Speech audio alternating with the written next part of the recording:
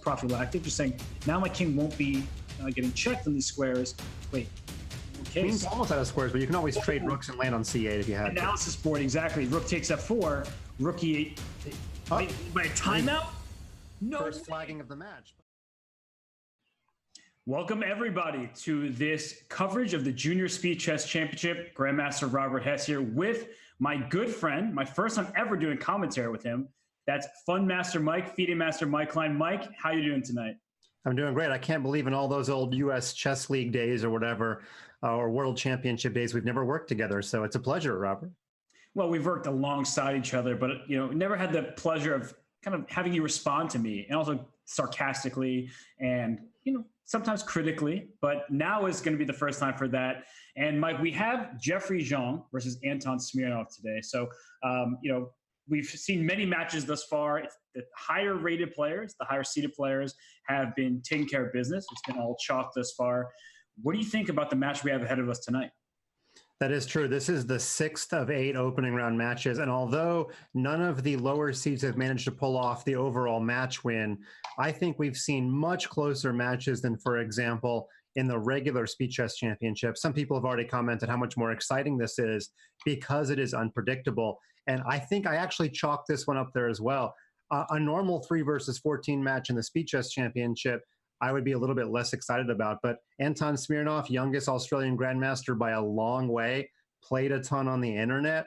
I think he's going to be a big challenge for Jeffery, although I've got Jeffery, if you had me bet my last dollar, it would still be on the American. And it's not just because of nationalism. He's a good player.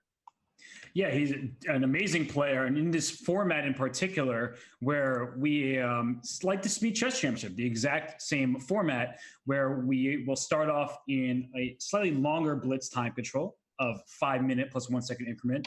That's for 90 minutes of play. Then we get the 60 minutes of the 3+1 blitz, and then 30 minutes of the bullet, the 1+1 bullet after that. So Jeffery, he is amazing. His FIDE rating in classical chess is nearly 2,700 these days, 2,684 to be precise. And he has to be the favorite, right? Because he's higher rated than Smirnov. But I don't know. What do you think Smirnov's chances are in this first round match? Well, Smirnov's not going to be afraid about playing any high-rated person. He's actually his country's #1 rated person, even though he did not breathe a single breath of the 20th century.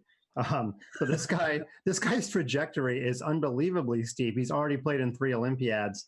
And I think that he may have a little bit of an edge in the bullet. I mean, we'll take a look at, our official stat predictions later on, but I think it's going to be really close. And don't sleep on the final part of that format. If the match is still tied, read that sentence carefully, because I feel like that's going to come into play in one of these Junior Speed Chess Championship matches.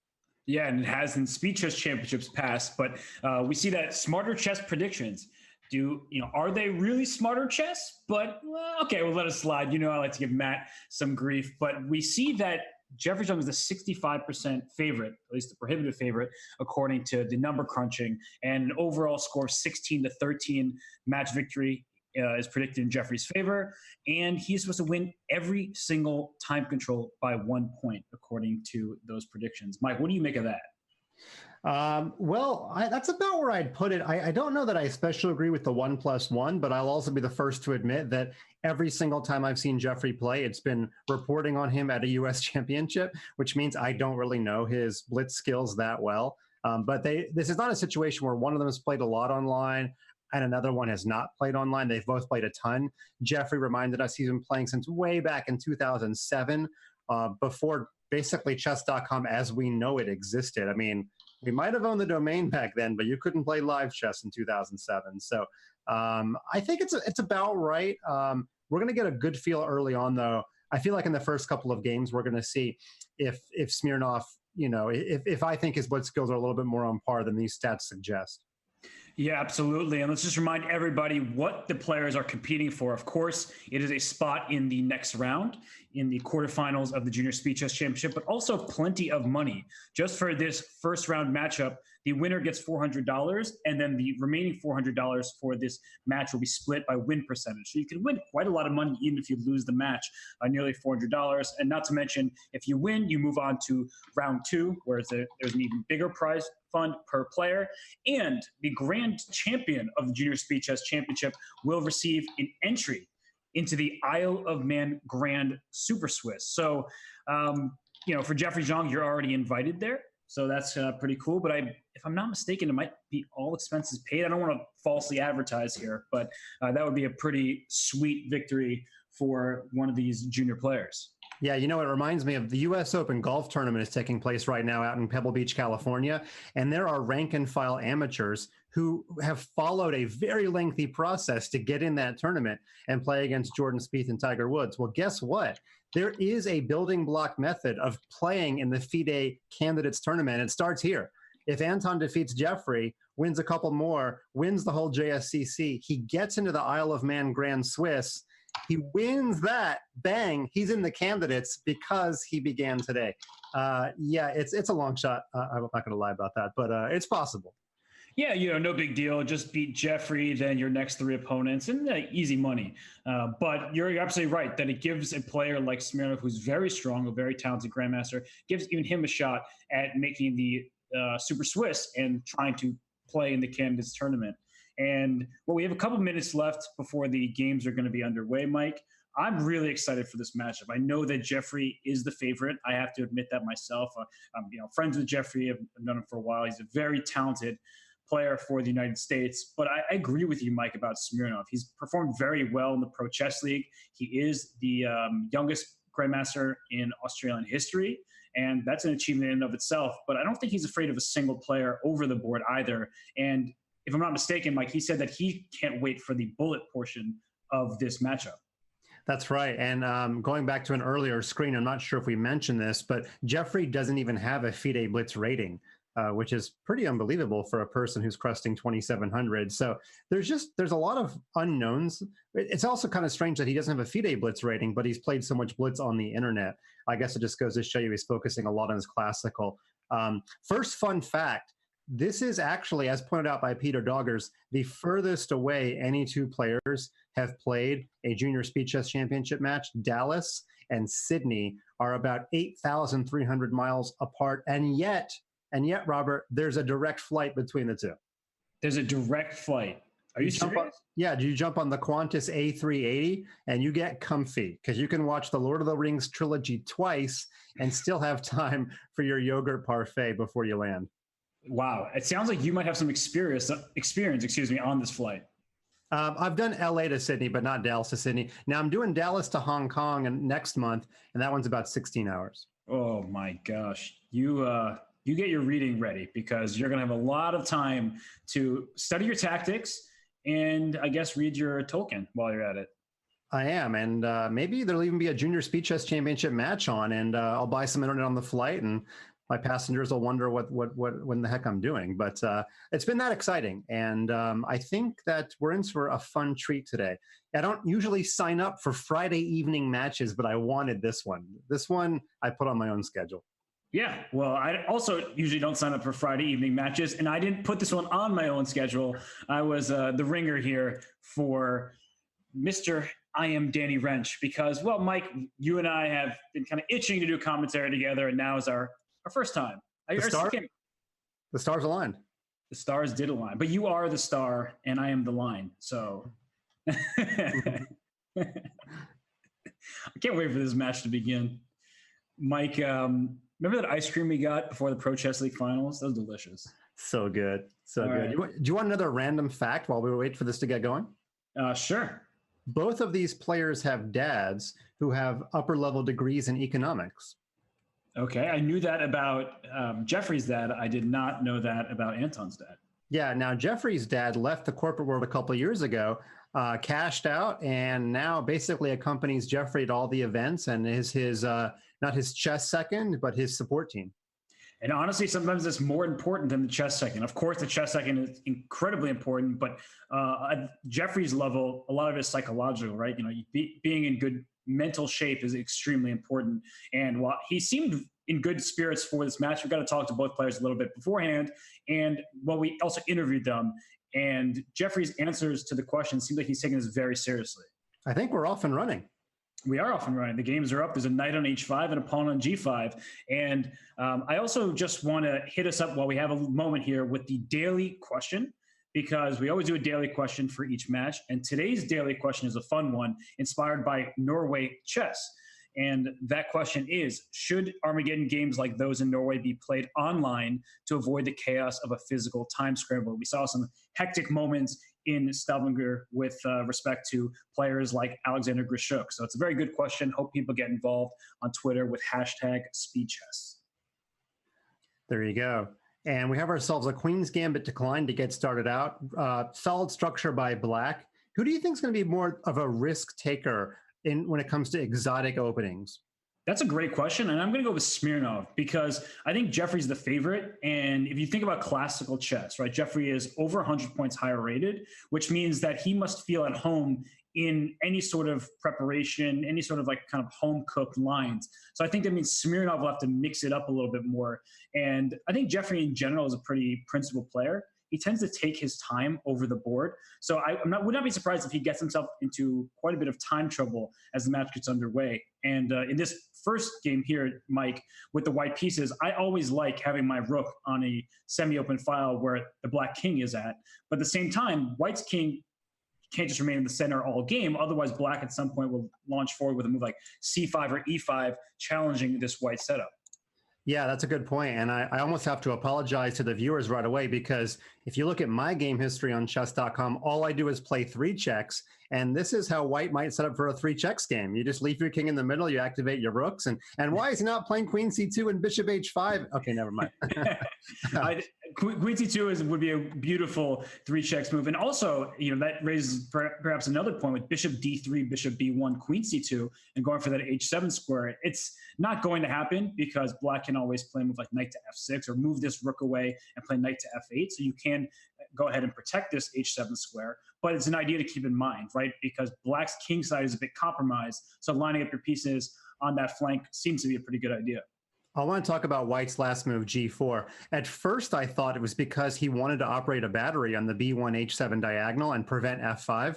Unfortunately, you're not actually preventing f5. Here's an exotic thought, though, Robert. How about knight f1, knight g3, knight h5? Will you give me $1 if he plays knight f1 here? I will not give you $1 because I think it's a very good idea. Oh, wait. Okay, well. Isn't that compliment more than enough for you? Like, I just gave you a compliment. It's worth more than $1 in your heart, right? That might be the only move I get right if he plays it. It's still, it's the end of a long workday, but the sun hasn't set on my brain just yet. Give it time, though. I'll hang some pieces later in the broadcast. I can't wait for it, Mike. And this is a critical moment for black because you can take on d5 with either pawn. But if you take with the e pawn, then you give it control of this f5 square. So your knight f1, knight g3 would be even more powerful because not only does it come into h5 where it attacks the bishop, but it come into f5.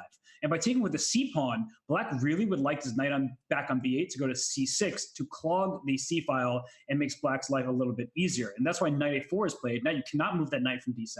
Otherwise, my knight hops right into b6. And if you play a move like b5, then I get the c5 square, and I'm starting to move first over there on the queen side. Not to mention my other knight from d2 can go to b3 next. That's right. And another exotic knight move that we had not thought about, we thought the knight was going to regroup to f1. Do you think the idea of this move is to wait for the knight on d7 to move before hopping in? Or do you think he's trying to induce b5 here and play knight c5 and get a passed pawn? Or he'll probably take back with the rook anyway if he plays knight c5, right? Yeah, it's definitely going to take with the rook. But it does permanently cede control over that c5 square, right? Because if you put your pawn on b5, it's just been played, knight c5 hopped in immediately. This second knight will go to b3, and I'm just going to continue putting my pieces here. On e5 it kind of goes to show, Mike, what you asked me before, where who is going to be the more energetic or more chaotic player. e5 is a very natural break, right? You're hitting this pawn on d4 and also trying to open up your bishop on g7. But I think it's in the theme of the position and the spirit of the position, but also showing that while Jeffrey is trying to take over positionally, Anton is fighting back tactically. Yeah, I was actually having trouble coming up with a move after knight a4, and maybe that was the point, because black didn't want to move his knight on d7. And so it was kind of a nice idea to induce b5. And now this knight on d2 was almost spoiled for choice, but he can get to c5 in 2 moves, whereas f5 or h5 took 3 moves. So It might have just been a matter of speed why he's going for the c5 square. Yeah, and he also reinforces his pawn on d4 so that in the case of an exchange there. Instead of having to take back e takes d4, you can play knight takes d4. And it's important to note that if you take back e4, bishop takes g4 is a free pawn because that bishop on e2 is pinned to the king on e1. So you have to take with a knight on d4 if that were to happen. But instead, trades on c8, and now I guess white is castling. And look at those pre-moves. That was a pre-move by Jeffery, so it seemed to me. And it makes sense because now your rook is done all it can on the h-file. You're not really going to get an attack, so you might as well play here for the queen side with moves like queen d2, rook c1. Maybe this queen can go to a5 from d2. It's a very flexible move. Want to thank the 1,700 or so viewers that are with us. No truth to the rumor that we made the NBA Finals end last night, so you guys would have your attention diverted here. I've got a comment from the Chess Boy. It says, this Junior Speed Chess Championship must be open. If you're referring to open qualification, well, there actually is a way to get in the Junior Speed Chess Championship, and that is if you win the Chess Kid Games, and that took place about a week ago. We already have a qualifier for the 2020 Junior Speed Chess Championship. That would be International Master Hans Niemann. So he qualified through the Chess Kid Games, which is a Chess Kid event that we ran. It was a lot of fun. Did you catch any of that, Robert? I did. It actually looked like great fun, pairing up a title player, so kind of a an already, not even an up-and-comer, someone who's already at a high level of chess with up-and-comers. That was a really fun event. And as you see there, there's International Master Hans Niemann, who will be playing in next year's JSCC. And, the notion of open qualifier is very interesting. That, of course, happens for the Speed Chess Championship, and we saw Elena Danilyan, qualify for the Women's Speed Chess Championship through an open qualifier. And maybe it's an idea that will be put in store for future events. And wait, what's this knight c5 move? Isn't g4 hanging, Mike? I mean, bishop c5. He's probably taking back with the pawn on c5 and hoping that is, the passed pawn is enough to lose the g4 pawn with. Well, that wasn't even captured. I mean, it's known in queen endings. It's not about who's got more pawns, it's who's got the most advanced pawn, but that would not be a true queen ending, and that pawn could have been blockaded. So it was gutsy. I'll give you that. Yeah, and it's still, now the question is, what is Jeffery going to do? Because this pawn on a6 will be under attack if you ever take on g4. So let's say white passed and black took on g4, white takes back, your queen takes, then your a6 pawn is hanging at the end of this variation. And if you ever take on c5 with your bishop first, I can consider how I want to retake, but taking with my pawn leaves me with a passed pawn. That's why even king g1 was played, saying that the quality of the pawns in this ensuing endgame is more important than the quantity of them. Because if you do go ahead and play bishop c5, d5, bishop g4, and we swap bishops here, after c6, well, that's a very quick passed pawn, and I can, of course, bring my queen into squares like c5 or c6, and then try to make a second queen. Yeah, this is actually, I'm already thinking of making a Chess Kid video out of this, because we did a video on queen endings, and one of the points I was trying to get across is you got to be the first with the passed pawn. Don't worry about the number of pawns, and I think you highlighted a pretty good example there. Yeah, and something I say pretty much in every stream, Mike, is that it's really about the quality. Of course, if you're down like 3 pawns, you're just going to lose. But especially in endgames, it's really about like who can create a passed pawn. And as we see this particular endgame, you see there's 2 white pawns on the queen side, a2 and b2, versus 1 black pawn on the a5 square. And well, that pawn actually might just be scooped off the board right now because knight takes a5 is a move. But if you go knight a5, there's queen b6, nice little double attack. You cannot protect both of your minor pieces there. Yeah, another idea I'm looking at for black is bishop f3, bishop d6, queen h3. I realize it's a bit of a pipe dream to get 3 moves in a row, but black is keeping queens on the board because I think he's got better attacking chances against the white king than the other way around. The problem is if you just attack with your light squared pieces and the white bishop goes back to f1, white might be covering a lot of squares. So I guess black is hoping for bishop f3, queen h3, and it's important to organize the pieces that way. That way you're threatening 2 different mates against the white king on g2 and h1. Absolutely, and I guess white is just in time because if black got another move for free, bishop f3 could be up by knight to d2. So he plays knight d2, it's prophylactic, but my point was that if your bishop's on f3, I will take your bishop, and even if you take with this e-pawn, then my bishop will come to f1 and save that last square. And look what I think he forgot about this bishop e1 idea because he needs to drop back. And already it's looking scary for Jeffery because he's tied down here. Bishop f3, there's no more bishop e2 ideas. You have to go knight h2. But after queen h3, you're just in time with bishop to f1. So it looks like barely escaping is Jeffery but whether he can actually play for more is another story. Bishop A6 to go queen C8 check is something I would keep in mind right now. Would really think about that. But he's also 9 seconds, 8 seconds, 7. Mike, I didn't even look at the clock until just now, but he's got whoa, that is a risky move. Yeah, only at 1 second. Oh, Bishop D1. Wait a minute, does this work? I don't think so, but just start taking pawns. Take G3, then take E3. To Bishop F2 here, Queen F1 only move, and then take on E3, and then D4 falls. So Bishop E8, counterpunch, Bishop F4, nice, threatening mate. Maybe you could even take and play with a million pawns. Oh, no, actually, the queenside pawn majority gives you a problem. Yeah, this is, oh, look at that move, E3, reinforcing the queen. Queen takes G2 first. Okay, Queen D1, and now we'll take that knight. And how many pawns does Black have? 1, 2, up 2 pawns, but opposite color Bishop endgames still give somewhat decent drawings, and that's only 1 pawn. But they're 3 connected passers, though. That's quite a lot. Yep. And note that the A1 square matches the D6 bishop. So even if that were to happen, you would be able to promote that pawn. And it looks like Smirnov is taking this one. And resignation. Jeffery Xiong loses with the white pieces to Anton Smirnov. And the underdog from down under is ahead on the scoreboard.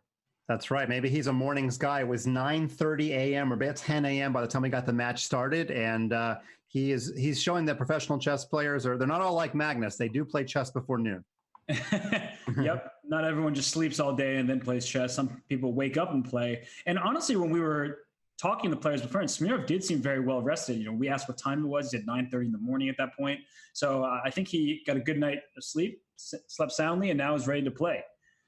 Exchange Spanish, sometimes used by Bobby Fischer. Now, we went through the opening so quickly, we weren't able to show the viewers why after H3, H5 is a reasonable response. Of course, White gave no thought at all to capturing that bishop. It's a well-known trap where you open up the H file, and after takes and takes, Queen H4 is just curtains. So Black at least gets the piece back and the attack for free. So anyway, instead we transition from that crazy would-be miniature checkmate into a little more sedate middle game / endgame.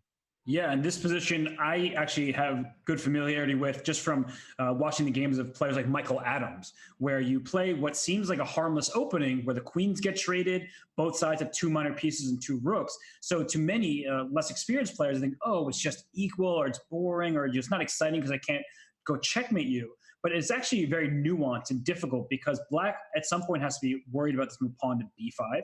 And maybe not yet, but pawn C4 as well as a move to gain more space on the queen side. Not to mention knight C4 to A5, trying to poke and prod at Black's queen side and make a concession. So it's going to be very interesting. I said before the broadcast began that the first couple of games would show me a lot because there's a lot of unknowns to me. I did kind of make an intuition that Smirnov was going to be a very tough opponent. And I think that first game showed me a lot. So I don't know if Smarter Chess ever redoes his stats on the fly. If he's a statistician, so he's going to tell me, Mike, the sample size is 1 game. Come on. Yep. But it told me a lot that this is going to be a tight one.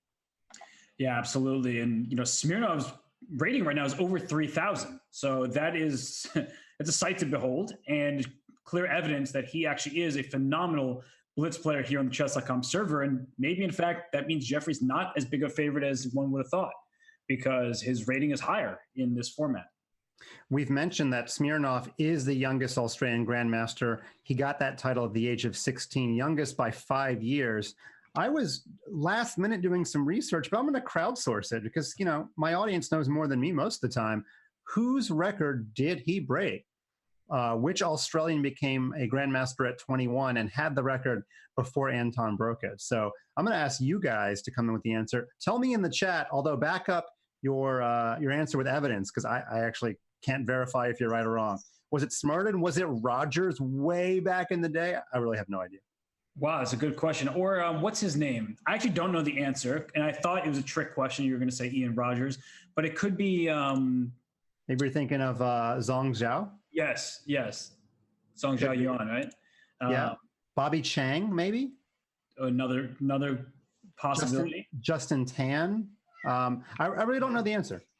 I don't know either, but we'll leave the viewers to come up with the answers because, well, they're good at researching. So here Jeffries played rook h8 to f8 instead of rook a8 to f8. So he had a choice. And well, Mike, we are always faced when our rooks are connected with the choice of which one to move and where. And it's an interesting decision to move this h rook to f8 because on one hand, you might want that rook on g8 so you could play g4. But the other, you're clearly making it known that you're playing f6 to f5. And it's a matter of who is going to strike first because white is going to counter at some point on the queen side. And just as you said it, f5 does happen. So good lesson for the viewers out there. If there are no open files, put your rook behind the pawns that you want to advance, and black wasted no time in doing so. Now, white felt the need to capture, otherwise his bishop on e3 had no future, but now those doubled f pawns come home to roost, and they're going to be, looks like a liability for a long time. Yeah, the good news is this knight on d2 is impossible to attack, at least for the imminent future, and we'll see that this knight will stay there. And at some point, you could even consider playing knight e4, giving up the f3 pawn to win the g5 pawn. Not now, because once this rook takes f3, it also go and attack this h3 pawn. So you have to be vigilant about that. But knight e4 at some point, just giving up the f3 pawn will come into play. So we need to keep our eyes, on the larger picture, not just the fact that our pawn immediately will be hanging. Maybe it's worth that trade to open the g file for our double rooks that can start infiltrating. I need some grandmaster advice. So start the clock on your billable hours here. What about this idea of pawn c5, knight d4 check? Is it fancy just to be fancy, or does it actually do anything? That's a great question. c5 is certainly a move that I would consider. And then you have to think, well, what are the repercussions? Maybe white will just take, because if you take with either minor piece, you remove a defender of the g5 pawn. Right, so you got to figure out the g5 situation. Yeah, and if you take with the b pawn, then you have these ugly double pawns, isolated double pawns on the queen side, which don't seem to be that good. And look at this king d1 move, Mike. He's just saying, I'm going to reroute my king to the c2 square and stay away from the king side action. But what does it really do, right? Like, what does that king actually? Why is it better on c2 than on e2? Maybe it's for the reason I mentioned before with any of these knight e4 ideas, where now instead of f3, f2 hanging in some variations with a check, my king's all on the other side of the board. Okay, what am I talking about? I don't know anything. He went back. Yeah, the 1 second increment was such that he's putting a high value on not getting behind on time, and he just passed twice. So we'll see if we see king c8 here and do a double pass. Yep, and double pass. Yeah, I mean, that would be maybe just an admission that there's nothing better in the position. Or Smirnov said, I'm in no rush. I can find a better plan, but let me just take my time. And one thing I'm keeping in mind, and here's c5, your move. And well, we got to calculate. If b takes c5, am I going to take with one of my minor pieces and give up this g5 pawn? Or am I going to do what you said earlier, Mike, just take with the b pawn and try to get his knight d4 check in? Very interesting decision. I'm just glad that during this rising action, they didn't just move the kings back and forth. A little bit like a certain Game 12 in London. I was interviewed by the BBC about that, and I said it was a little bit like The Sopranos final episode. All this rising action, we're waiting to see what happens, and it fades to black, and it's like, it's the worst thing. Just give us an ending. This doesn't quite have the same gravitas as Game 12 in London, but it's nice to see that they're not going to chicken out, and they're going to play this one out for us. Oh, for sure. And I'm wondering, rook c1 feels very passive because look how quickly black is springing to the queen side. Mike, what I was going to say, instead of rook to c1, I was wondering if white was going to sacrifice a pawn with pawn to h4 and then get this rook on g2 into g6 and come after black's kingside pawns from behind. Because after h4, g takes h4, then rook g6 is a bit annoying because if your knight moves, I can go to g7. I can also go to h6 and bring my rooks down into the 7th rank. It felt like kind of defending by being aggressive in a position like that. But instead, we have this position live on the board where after rook c1, he went to b1, and they're playing a bit of tickle, but white's pieces are tied down right now. Yeah, let me ask you a question. When you're playing online blitz and both players are keeping things really close to the vest here, would you play h4 if you had a bigger time advantage? Would you consider a move like that based on the fact that when the game gets crazy, you've already got an extra minute to think about it? Honestly, I would think about it in a bullet game, especially where I'd be like, if I just sit passively, I'm just like a sitting duck. Eventually something's going to go wrong. So I would play h4 to give myself some active play. Now, that's where humans often go wrong. We get impatient. We don't see the clear defense because we can't, we don't have pure computing power to see 30 moves down the line. Your opponent can shuffle around, but not actually win the game. And By the way, sorry to cut you off, but knight d4 has been playable the last couple of moves. I think the reason he's not doing it is because after pawn takes and you take back with probably your c pawn, you're going to end up fixing white's pawns when you take on e3. Yeah, and this decision in general allows this knight to jump into the e4 square where it can never be kicked. It's a light square, right? Black is a dark square bishop, but for the moment, and that's why rook b1 was probably played, you have to be worried if you ever go to knight e4 about rook a1 to h1 trying to pick up this h3 pawn. So that's why this rook went back to b1, and now knight e4 comes in with a tempo. So knight e4 looks good. Then you could play king to e1 next. And then what about bishop? Sorry, what about bishop takes c3 and we just go after the million pawns like in the previous game? I kind of like it. Look at you. Who are you, Mike Klein? I have a 10-minute memory, and in the previous game, I learned that you can give away a piece for a bunch of pawns in a blitz game, and I'm just trying to apply it again. He's going to do it. That's why he's thinking right. Oh. Fine. I liked your idea, Mike. I thought taking here and then going rook takes f2, rook takes f3, go after d3, go after h3.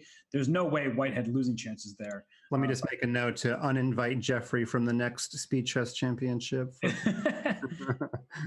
Yeah, and all 2,000 plus viewers here on Twitch are taking note as well, because that was a really good idea. And it's still going to be, okay, you've tempted fate once, and now you can do it again. What do you think? Is he going to take it? If you didn't play it the first time, I would have played it with more time on my clock than I do now. I guess the king's in a slightly worse position. So maybe that's that he's so deep, he knew that king c1 would happen. And now when you take it, maybe he's going to be able to try to win a little more slowly. Oh, come on, take it. No, it's going to be a draw with his repetition. Too bad he has to go back and it's an immediate draw. I like it. I really like it. By the way, I'm actually going to have my producers tell me the answer to this.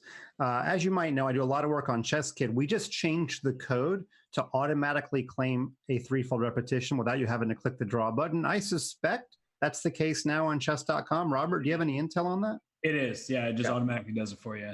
Okay, so maybe it's been on Chess.com for a while, but it's now on Chess Kid. And by the way, speaking of Chess Kid, the Junior Speed Chess Championship is sponsored by ChessKid.com, the scholastic site of Chess.com. It's 100% safe.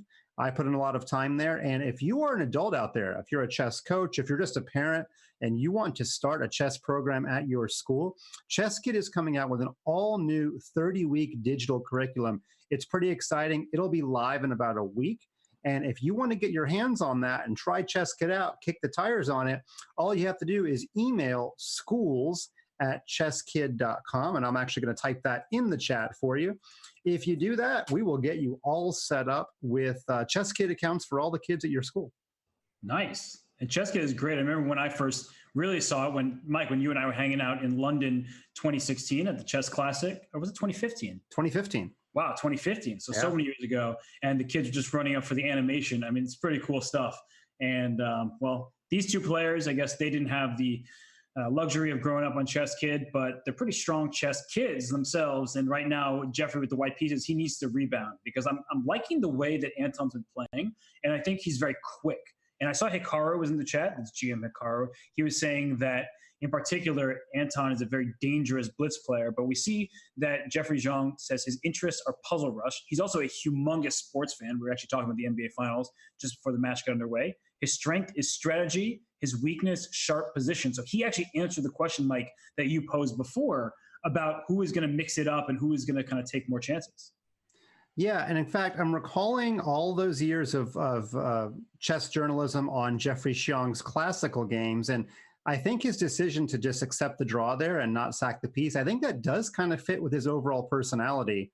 Do you know players, Robert, that have a little bit different styles in blitz versus regular classical chess, or do you think that their blitz decisions often resemble their classical decisions? I would say I'm definitely a much different blitz versus classical player. You know, if I'm playing blitz, I'll do the Hikaru and play B3 or play the Hippo, whereas in classical chess, I'll do that slightly less frequently. You know, I'm more likely to stick to something a little more principled. Even though I don't like mainline theory, I just feel like in blitz, you just muddy the waters very early, and it kind of can benefit you in the long run. Well, I'm glad we didn't have that complicated Botvinnik system here that I had to 30 moves of theory to commentate on. We're just regular chess position now that we're getting back to the chess. Yeah, just it looks pretty regular, except for the fact that white has the two bishops. And well, Mike, we were talking about it a little bit earlier. You and I were about how powerful the two bishops can be. And right now, it doesn't look that way. The bishop on c4 does look nice, spying on the f7 pawn, but we can see that black can at any moment play bishop to e6. But we have to anticipate if we put our bishop on e6, then this knight will come into d5. And that looks like what's going to happen regardless, because bishop g5 has a clear purpose. Pin the knight and put a knight on d5. And once you go bishop e6 and I go knight d5, then we see that after you have to take with the bishop on d5, otherwise I blast open your king side and win some material.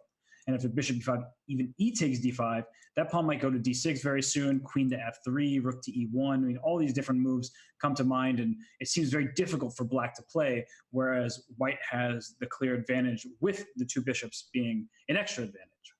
Yeah, and don't be confused about knight b4 being some sort of aggressive move. Black was just searching for a different way to guard the d5 square because he needs to be able to chomp it off the board.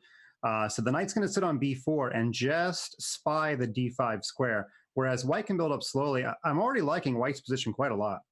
I love it. You're building up pressure on this knight on f6 so that it can't move, of course. The knight can't move its pin to the queen. If the queen moves, well, then you lose a pawn on the f6 square.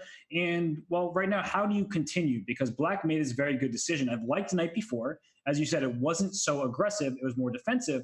But it does leave you the opportunity to play knight c2 back into d4 later, because the d4 is your strong point. You have a pawn on e5 protecting that square. The knight on d4 will do really well to hit the queen on f3 and maybe the pawn on b3. So rook c1, another multi-purpose move, defending against the c2 square from knight to c2. But if we play bishop takes c4, b takes c4, then when I go knight to d5 and take with the c pawn, my rook is on the right file as it opens up on the c file. I know that was many arrows. It looks kind of messy there, but the rook on c1, once the file opens, will be a very good piece. Yeah, this is a funny position where you can intentionally isolate your pawn knowing you're going to unisolate it pretty much the very next turn. Is that a new verb, unisolate? What would disisolate?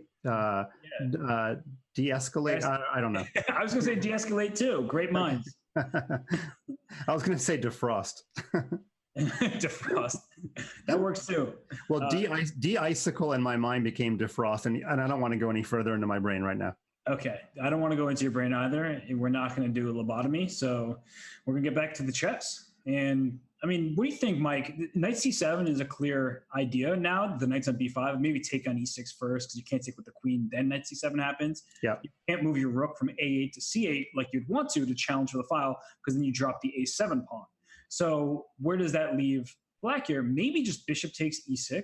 Bishop takes c4. I was talking from black's perspective, and then bring the knight back to c6. But instead he puts his knight on a6, just guarding the c7 square. And I don't know, Mike, that seems a little weird to me. Yeah, I thought he was going to play rook d7. Maybe there was a problem with it. I wonder if white can play something really slow like queen e3 and there's no way to guard a7. But it could also be he just doesn't want a7. It could be the position is so dominating he wants to win a little more cleanly and not have to worry about some pawn upending. I think he wants a7 if he can get it. So your move queen e3 is actually looking really good. And the more I look at it, the more I like it, because that is a pawn that I can take. Sometimes, you try to go take a pawn to the queen side and it just doesn't work out for you. Here, move like maybe queen g3 check. I'm not sure when you include that check or not. Probably not. It's probably better not to include it yet. But a move like queen e3 is multi-purpose. You're attacking a7, and maybe you go pawn to f4 after that. So Jeffery chooses bishop d5, which opens up the c file. And for the same reason, you can't go rook c8 because your a7 pawn will still fall. So maybe just think, let's clear the way for my pieces. If you ever take on d5 and I take back with my e pawn, then you have to worry about d6. So king g8 played to give the rook the g8 square. But that semi-open file doesn't look like it's doing too much yet. I think white's in good shape, Mike. Yeah, we're still seeing the drawback of putting the knight on a6 instead of some other method of guarding knight c7, because you can never play a6. So white's knight will always dominate black's knight for the foreseeable future. In fact, you could almost argue the white knight on b5 dominates two pieces, because neither the knight on a6 can move, nor can the rook on a8 move. So you've got 3 points tying down 8, and that looks almost like playing with an extra rook. You've got pretty good mathematical capabilities, Mike. You never told me. I thought you were just a journalist, but clearly didn't know just with you. You're giving us the full scoop here. I went to a liberal arts school, but they made me take one math class. Okay. And it sounds like you passed. Yeah, it was like introduction to statistics and Yeah, it was passable. I'll put it that way. Well, Rook FC1 is just a very good move. You have an open file, you should use it. And now Rook C8 check has the added idea of the A7 pawn hanging. So that's why Rook D8 was played, to say, I can't pay too much mind to the A7 pawn. I need to use my rooks and get active. Bishop takes E6, make sure that you don't lose a pawn D5. And now he goes after the pawn. And so the question is, can Black somehow get to the D1 square? Well, F5 is clearly an attempt to do so. Please take me twice on F5 and get rid of your queen's defense of the D1 square. Oop, that's D2, D1 square, because then there's a back rank mate. So of course, Jeffrey's not going to fall for that, but that's one of the intentions of a move like F5. I promise I will hang a piece in the broadcast. This is not me hanging the piece, but I want to play queen C5, but that diverts the wrong rook. But it's the kind of idea you think about when you're looking for back rank mates. It's just, you got to divert the other rook, not the C3 rook. Yeah, I mean, a move like queen C5 would be amazing if this rook wasn't sitting here on C3, and that means a move like queen F6 will threaten this rook on C3. So it's using your idea and trying to exploit the back rank checkmates. Now, it's difficult often, and H4 was played. I was going to say it's difficult to decide which pawn to move, because you could have moved your G pawn or your H pawn. He chose the H4 move to be more aggressive, and he can swing this rook over to G3 and maybe up to G5 and continue an attack on the side of the board. He can also choose to play rook C8 at some moment, showing that Black has some back rank problems of his own, and rook C8 now feels like a pretty opportune time because, well, the rook just swung away from the D7 square, so it's not protecting the D8 square anymore. Yeah, here, if you're Black, you've got two reasons to go for the gusto. Number one, you're losing anyway. And number two, for the first time in the match, Anton's got much less time. So he's got to try something. And whether that means F4, F3, it's probably not enough. But I think you got to be the aggressor here as Black in some way. Yeah, totally. I would play a move like queen to E5 to go pawn E3. Your idea, get aggressive, and this move rook C3, queen E5. Now watch out, make sure that your back rank is covered. Okay, queen on H5 covers D1. See that? I'm not going queen H6 or queen G5 yet, but here's the E3 move. But you can just go rook takes E3 because the queen still does defend D1. I think Anton was hoping for a checkmate with his queen covering the H2 square, but it's just losing now as he's down 2 pawns. Trades are happening, queen D7 check. You can even take on B7 and give up H4 and run back to G1, but I'm guessing he's not going to do this. Like queen D6 here, trade the queens off the board and liquidate into an easily winning endgame. Oh, what do I know? Yeah, well, this decision to play E4 really got rid of almost all of Black's counterplay. I wonder if he just didn't see it wasn't made, or he pre-moved it, or if it was just desperation. But if you keep the E pawn, you always have this chance of your pawns walking down the board creating trouble. But you can almost see a situation here where one pawn is less than half of the power of the 2 pawns connected because it's just not mobile at all. Yeah, absolutely. And I think it was a little desperado and not having much time, knowing your position's been bad for so many moves. And okay, he's losing all his pawns now. So he can take on H6 with a knight. That frees up the G5 square for his queen to help out. And yeah, I mean, while we see Jeffrey even the score, Mike, you're one of the world's more prominent chess journalists. What do you know about these players? Have you been able to cover them in various events? Both very strong, very talented youngsters, but what's your experience like with these players? Well, I've never actually covered Anton in an event. I did cover the Australian team at the 2016 Olympiad in Baku, but that was for one round, and that was when David Smirnov had a better / winning position against some guy named Magnus. And of course, that sucked all of the attention out of the room, so to speak. But covered Jeffrey a few times, pretty much always at the U.S. Championship. He has played in the World Team Championship for the U.S. back in 2017, but I didn't go to that event. And Jeffrey's never really been quite high enough in contention for him to get a lot of my focus, just some individual rounds. He's very cool at the board. He's one of those players where I cannot look at his face and determine what is going on in his position. He does operate a little bit of a poker mentality where he wears the hoodie and puts it up over him. I think I call him the X-Man sometimes. But he's one of those players that's like, kind of like Ray Robson, started playing in U.S. championships from a really young age, but hasn't quite put himself in a position to really scare for the championship in any of his events so far. Well, I think the reason why you don't remember this is because you sat home. The rare event that Mike Klein did not attend, the 2018 Chess.com Isle of Man International, where Jeffrey was in first place up until the penultimate round where he drew his final round game against Gawain Jones, and thus fell half point behind the eventual victor. Sorry to interrupt. Bishop G5, and the queen is running out of squares, but I guess he's probably calculating whether he can play Bishop G5 and give away the F2 pawn and chase her around the board. Maybe the queen will park on F3 rather than F2. Because your idea of Bishop G5, queen takes F2, rook D to F1, then Bishop F6. It looks like you're just crushing that black king, which is why I would probably try to sit on F3 for a moment. And from F3, I can go back to D5 even to hit the A2 square. Can I play Bishop E4 and in some way induce? Oh, Bishop E4, Bishop A2. Yeah, there you see my devious threats where I'm opening up my rook to your bishop on E4. So he played it. Yep. He played Bishop G5. You really have no choice but to go forward. And I would stop on F3. I think that's a safer choice, and I think that's what Jeffery will do. But the question, Mike, is Bishop H6 coming anyway? And the reason why I think it doesn't actually lead to mate quite yet is after Bishop H6, I'm going to play Knight to G6. And the important point is after Bishop H6, when I go Knight G6, if you take me on G6, you lose this diagonal piece, so my bishop later can go to the F5 square. And okay, took H4, which is just greedy chess, and maybe good chess, I might add. But interesting position. Very, very interesting here. There's even ideas of rook takes G7 that you have to at least consider in some positions.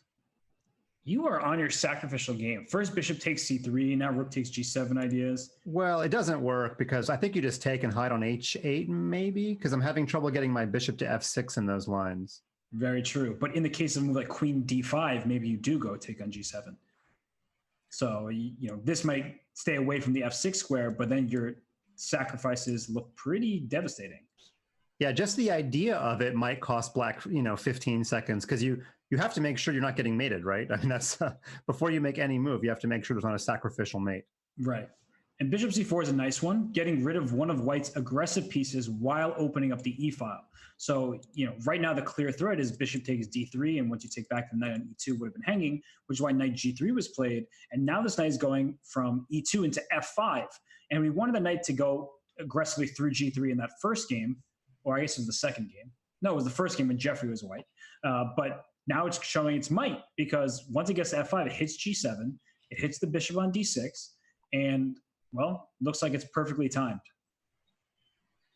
Yeah, well done. And it's funny how Anton keeps bouncing up over 3,000, back below 3,000. In fact, after that first win by Anton, he was actually number 13 on the Chess.com Blitz leaderboard for that brief moment. I guess he's probably dropped a few spots, but pretty impressive stuff by an 18-year-old. Yeah, what a slacker. He went from over 3,000 to only 29.89. Oh, gosh. Can't take these kids anywhere these days. But right now, rook takes D3 looks very powerful. Just get a tempo and that queen on the... Oh, wait. Is rook F D3? It shows on the analysis board real quick. If rook takes D3, then there might be some kind of queen F4 situation where the bishop on H4 is running out of squares really quickly. So that could be a bit of an issue for White to deal with. Although if you ever take on H4, then I have knight F5 with the tempo. So it's kind of getting crazy here, where knight H5 might be a good sacrifice, just giving rid of the bishop on H4 to try to mate you on G7.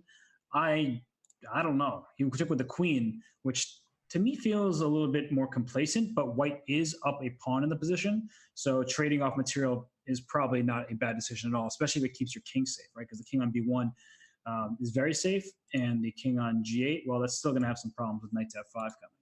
Almost 3,000 viewers. I think they're tuning in for the opposite side's castling. In fact, can we go ahead and make that a variant, Robert? I mean, everybody likes Chess 960, right? Because of the unpredictable organization of the starting pieces. Is there any variant where the kings just start on opposite sides and maybe you disallow castling? Can we invent that? So one of my friends actually has a very interesting idea for games of chess. I won't say it on air because, well, it's his idea, and I actually want him to actually, create it and work on it. But I'll tell you afterwards, Mike. That way, all these viewers can't steal it. Yeah, we can't make 3,000 people sign an NDA. That's not going to work.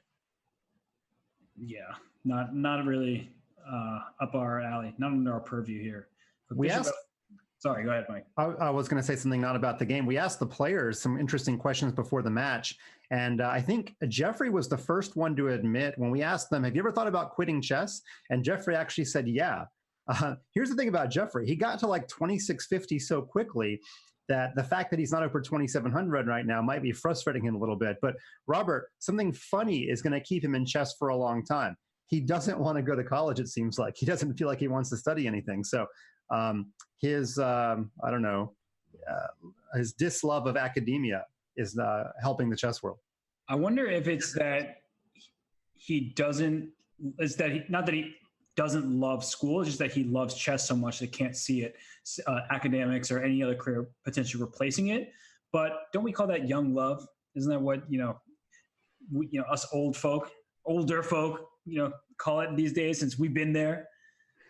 It could be, but I'm just imagining his mailbox being stuffed with offer letters from pretty much every chess university in the US. So, I mean, even Mizzou now is recruiting chess players. I'm sure they've contacted Jeffrey and say, hey, come on, we'll, you can study exercise, sports science, we just want you to play for the team. He would be a great addition to any collegiate team. And it's actually great these days that chess players can kind of multitask in that regard. They can play chess for a very strong chess team and get training under some very good coaches, the likes of Susan Polgar, Alejandro Ramirez, Christian Chirilla now at Mizzou. And there are others that I'm not even naming, but yeah, you get the point. And you can also get your degree if that's what you want to pursue. So players like Fidel Corrales did that. He went to Webster, got his degree, and now he has a career outside of chess as well. So it's good to see that is becoming an option for many players. And before we get back to the game, it should be noted that Anton said he has never considered quitting chess. And that is kind of the default answer of most of the JSCC players that we've asked. So question for you, Robert, back to the game. Yep. Does black have to fear a doubling of the rooks because the knight on e5 cannot move to guard the rook on e8? Yeah, that's why, unfortunately, for Jeffrey, he had to start with f6. And we can take this to the analysis board really quickly, is that, you would love to have just been able to take on d5 first. And even if you have to give up the pawn on b5 after that, that could, it doesn't look great, but at least it's better than losing the pawn c6. But after pawn d5, I wouldn't take back. You don't always have to take back. You can rook d to e1. F6 is the only way to protect the knight. Then F4 comes, and you have a pinned knight that can't move. And so you lose a full knight in that situation. So in the game after this situation, having F6, and after F4, he went knight C4, but we're about to see a D takes C6 capture. And the problem is a rook C8, I have knight to F5. And knight F5 threatens knight E7 check. So I'm protecting my pawn to C6 through tactical means. And I can't even play king F7 because king F7 is my pawn to B3, where I'm removing your knight from the guard of the D6 square, which would be a very painful check to see happen. There's something very beautiful to me, the way knights and rooks work together. I think I was meant to play chess 1,000 years ago when the rook was the most powerful piece. But maybe it's a reincarnation thing. I just love how knights and rooks in the 7th rank work perfectly together. Yeah, absolutely. It's amazing the harmonies, and because they move in such different ways, right? The rook is taking over the files and the ranks, and the knight is just hitting everything, especially in blitz chess. Knights are so scary. But this knight on d4, speaking of hitting pieces, it's hitting the pawn on b5, which I wouldn't recommend taking too soon. And in fact, we see after king e7, he doesn't take it. He goes knight f5 check, and he's repeating. Or he didn't repeat, sorry, that was just me going through it. He went knight f5 check now, and the point is if he goes king to F7, there would have been rook D. What is this? Is he just toying with Jeffrey? Because there's no way he's going to make a draw here, up a pawn in a position with a significant advantage. Rook E1 check is always an option if he needs. Yeah, he was just toying, I think, with his extra time. Kaidanov says repeat once. I went to a 1-week camp with Kaidanov, and that's what I remember. Always repeat. Okay. Not going to make me a grandmaster, but once again, Anton ahead on time. Interesting question from Hikaru in the chat. He said so few games, and that kind of reminds me, yeah, pretty much every game has gone down to both players being sub 30 seconds. So that's why we're only on game number 4, and we're about, 40 minutes into the match so far. Yeah, surprisingly few games. Hikaru's right. And I was going to say, when you talked about the Kaidanov line, it just made me think of the quote, and I'll change the quote a little bit. Win if you can, lose if you must, but always repeat. That feels like a great quote for this situation. Well, if repeating got you the grandmaster title, then it would be so easy for all of us. But actually, no, he gave like a 2-hour lecture on all of the reasons you should repeat, the psychological reasons, the clock reasons, giving you a second chance to look at just all kinds of things that I hadn't thought of before. Whoa, this position, what is happening? Because once I take on b5 with my knight, isn't the g pawn just queening? Oh, it doesn't get there. Check and get back. Exactly. Yeah, you're going to need that check. But that's definitely not winning for white anymore. This is at best going to be a draw because you're going to have to sit your rook on g1. And once you get there, black will just put the rook on g3. There it is. Start with rook g3, and now you can't make progress.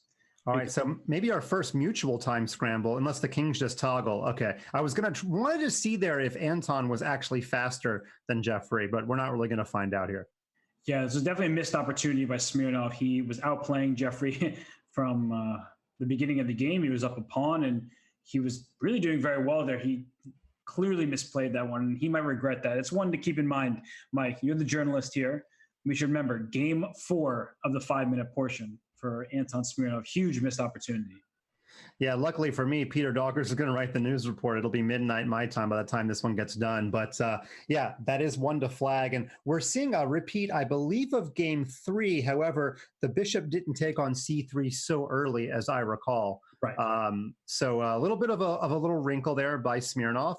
We're still knotted as we get close to closing out the first hour of what should be a 3-hour match. But judging by this, I told you at the beginning when we're showing you the rules, go ahead and look at those bottom tiebreaker rules because they might come into play.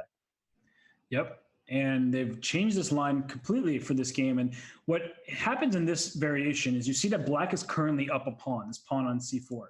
And that's why c5 is useful because pawn c4 is going to come down and I can just take it on c4 right now. But if I play bishop takes c4, here you can see that black is in time to at any moment take on d2. You don't have to do it yet. Do not take on c3 because if you do take on c3, there's often moves like queen to b3 or queen to c2 where your knight gets in trouble. But here after cd4, knight d4, queen takes e5 check, getting out of the pin that this bishop was putting my queen under, and now giving your king a check with this knight on d4 being a huge problem. So I think that, he took on d2 first and then took on d4, getting into this endgame where even number of pawns on the board, but black has this 2-on-1 majority on the queen side and white has the big center. So Mike, in your, I know you don't play tournament chess anymore, but you've played a lot of chess in your day. When you see this kind of endgame with the, 5-on-4 from the D to H files versus the 2-on-1 of the A and B files, which do you tend to prefer? I prefer black because this backward pawn on d4 only gets accentuated its weakness as the endgame goes on. Of course, I do recognize that black has worse minor pieces, but I always like being a little bit more the counterpuncher. So it could just be stylistic. I think you're more the authority on the actual eval, but from a comfort level, I prefer black in these types of positions. Yeah, I think currently that black is doing totally fine. And I agree with you as well that in the future, I tend to like these positions from the perspective of the black side because of that outside pass pawn potential. And why is that important? Well, right now, it doesn't seem like it matters at all. We're in the middle of the game with their queens are still on the board, but of course, they're going to get traded soon. And there are 2 rooks.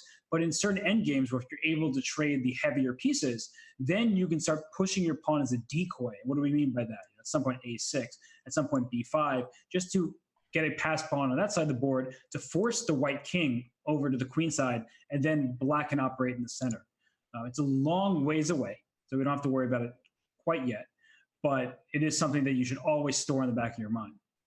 I've seen the same chat question come up in both the game chat and in the Twitch chat. They're wondering at what age are players eligible to play in the JSCC. We are using the determination 20 or under at the point of qualification. I believe that's the same as FIDE. FIDE is actually under 20. Maybe a small distinction. Is that your understanding, Robert? I believe, yes, 20 and under is the inclusion for this. I don't know what FIDE does. I thought it was 20 and under as well. I thought so too, but I'm seeing some things online that say under 20, but that could mean different things. No matter what the case is, we would be remiss if we did not mention that Jeffery Xiong is a former world junior champion. He won back in India in 2016. Yes, he did. That's just crazy how young he was when he won it. And I'm just looking at the Wei Yi is the #1 junior in the world. He was born in 1999. So do I see anyone in 98 on the top junior list? No, not that I see. So maybe it is 99. And later right now. Or 1998 was just people weren't as good in that Yeah, year. but where some people are guessing 25, 29. Now, the answer is definitely that you've got to be 20 or under 20. One of those two with small distinction, but we can say for sure at chess.com's competition, it's inclusive of the age 20 and under. Yep, definitely. And both these players we know for sure are under that age because they're both 18 years old. And well, right now, these two 18-year-olds are slugging out an even match, 2-2, where it's coming down to an interesting situation here, Mike, where it looks like white is sort of first to the action because the b7 pawn does feel vulnerable. The knight on a5 cannot be kicked out. That's something that's important to keep in mind, that the way to do so is rook c1 to c5, but that takes a couple moves, and black can put this bishop on d5. So maybe I would start with rook c1 here to keep that bishop a little frozen. But the problem is whoa. Yeah, wasn't a6 just hanging? I guess so. I was really not even paying attention to that because I was looking at the other ideas, and bishop takes a6 was just an immediate tactic. Yeah, it was kind of a battle of backward pawns there where white organized his rooks first, but it wasn't the actual weakness of b7. It was the pin of b7 that's causing a problem. And well, actually, I would say that Anton might have missed it also, considering that he spent, I don't know, a good 15 seconds in his response. Yep, and bishop d3 means that, okay, he went to h6, so you were going to take an h7 anyway, but the problem for black is you are not in time to take on the f3 square because you can't move your knight away without losing b7 with check. So he does it now, but okay, you can just take back with the pawn even, and when you take back with the pawn, you can just go takes with the king, but what I was going to say is you can take this pawn and go to f4, put your bishop on e4, and have a very strong position with your king nicely centralized. And rook to b5 now just goes after this knight, and if the knight moves, b7's hanging. So rook b5 was played. Yeah, I mean, black, to show you how ineffective black's position became, not only did he go down a pawn, but he completely gave up on attacking white's major weakness on d4. So all the cards are falling in white's favor at this moment. Yeah, and typically we try to find counterplay. We're saying, all right, I know I'm down a pawn, the position doesn't look good. What can black do to activate? The problem is, doesn't seem like all that much. I think white can even go ahead and snag that pawn on b7. Instead, Jeffrey takes the calmer and the more patient approach of rook to b4. And well, what are black's next few moves? That's the vital question. Well, rook c5 is nice, saying let's trade off some pieces. Yeah, giving himself some weaker pawns just to clamp down the position almost reminds me of that opening game in Seven Deadly Sins of Chess where white isolates all of his pawns, but then black just can't move. Yep. And you're absolutely right. That pawn we're on c5, the knight still can't move. The b7 pawn is still under attack. Black's piece just can't move. You're totally stuck here. And I think there's a tactic here, Mike. If you go knight c6, showing the analysis board, if knight c6, I might have rook takes b7.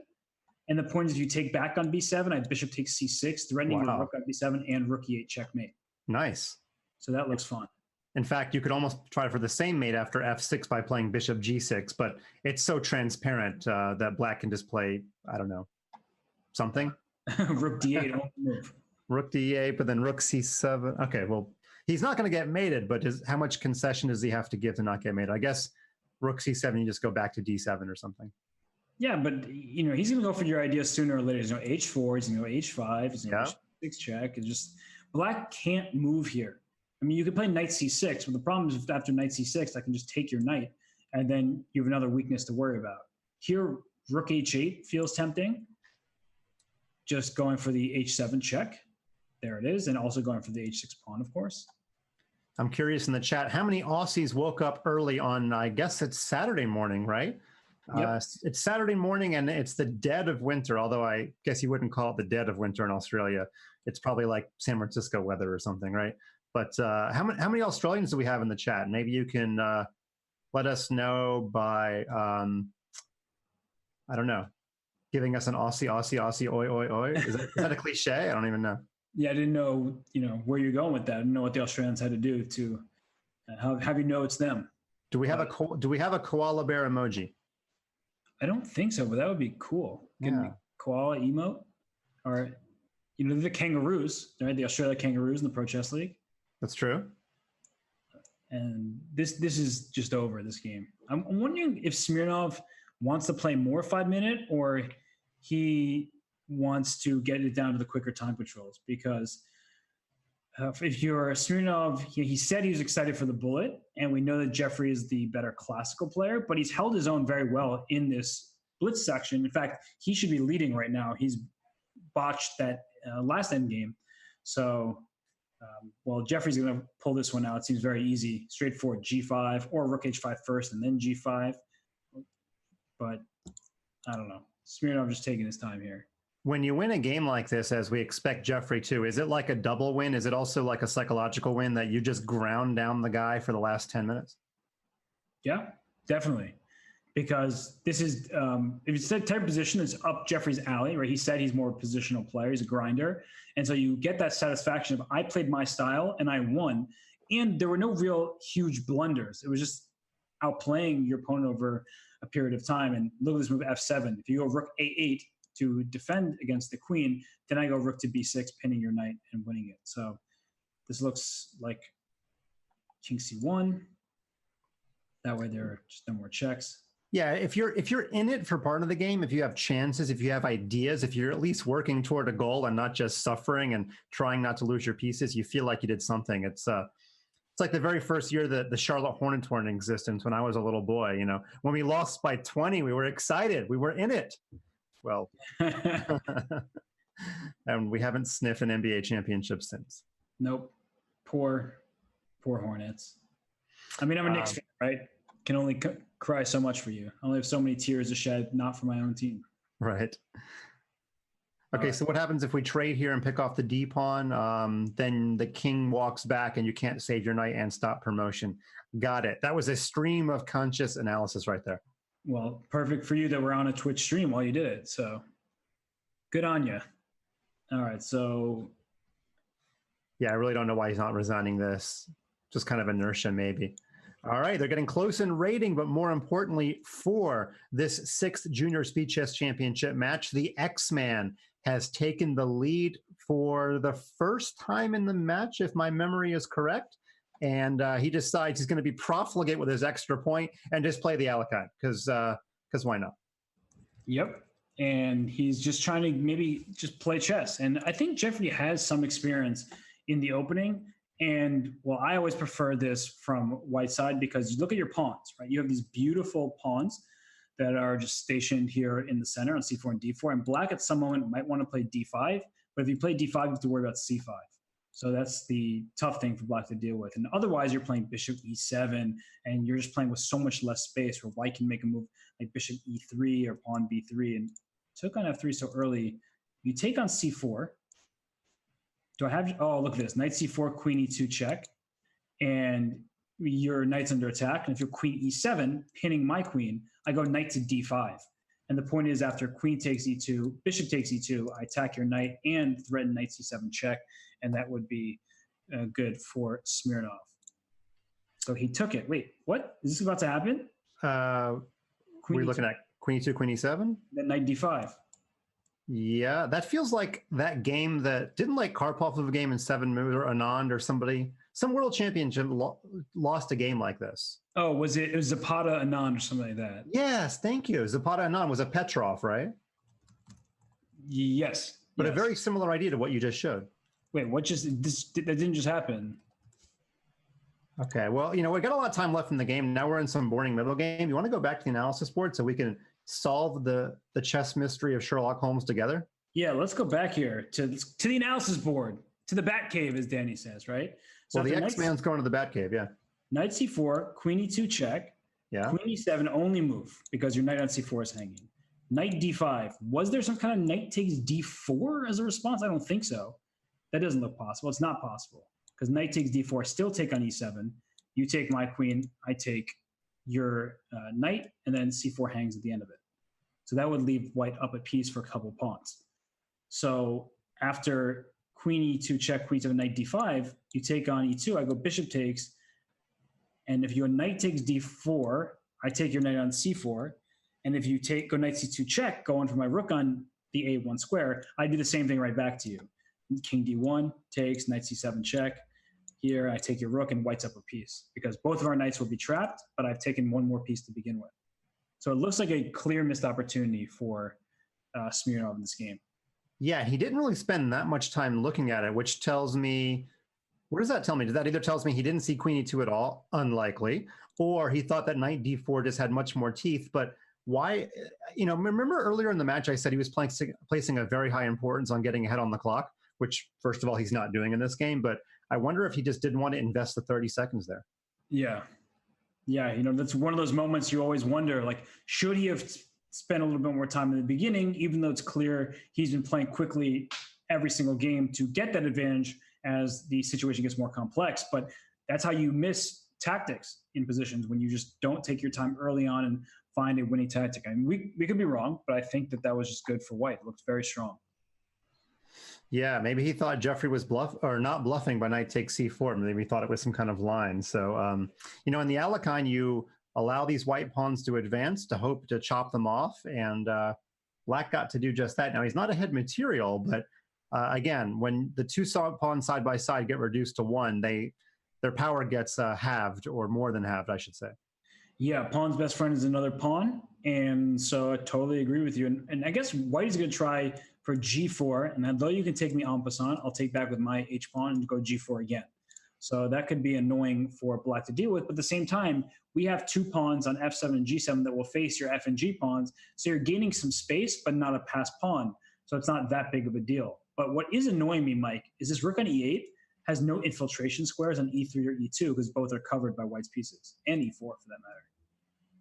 By the way, I forgot to check the chat after I asked the question that I didn't know the answer to, so I dropped the ball all around. But whose record did Anton break to become Australia's youngest GM? Did anybody ever get that answer right? And did they provide some evidence? I need two sources. That's what we do in journalism school. Two sources, please. But seriously, maybe you already typed in the answer. Maybe you could type it in again. I see somebody putting that it was Zhao Zhang, and everybody's saying it now. So I guess that was the answer. And he's still Australia's number 2. He hasn't gone anywhere.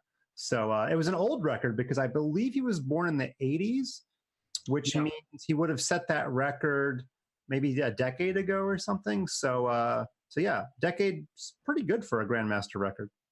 Absolutely. And while Smirnov is trying to break other Australian records, probably, is he the highest rated player ever, or have people... I don't know quite how good the Aussies have gotten. Highest active, he's at 2567. I suspect that at some point Ian Rogers had cleared that. Seems like Ian Rogers must have been over 2600 at some point, right? And even if he didn't clear it, it was possible it was at a time where, I just Googled Ian Rogers. 1999, he was 2618. So there you go. That's which pretty is good. Which is 2700 did it? Yeah. All right, so here, what's going on? There's a pawn on c7 that doesn't look happy. There's a knight on c8 that also doesn't look happy. There's a pawn a7 that doesn't look too thrilled either. There's a pawn at h4 that when I go pawn to d5, I'm going to attack your pawn on h4. Looks pretty good for white. At first glance here, I'm really liking white's chances. You can't even play rook to e3, because after rook e3, I have rook takes c7 check, followed by knight to d5, winning your rook on e3. So not very good. I just remembered something. There's another Australian-born GM who made it to 2590. And did you hear me say Australian-born? Yeah, I heard that, and I was trying to figure out who that would be. Massive hint, by the way. In fact, this Australian grandmaster once scored, I believe, 17 and a half points at the 72 Olympiad in Skopje. That's deep right there. What? Who are you talking about?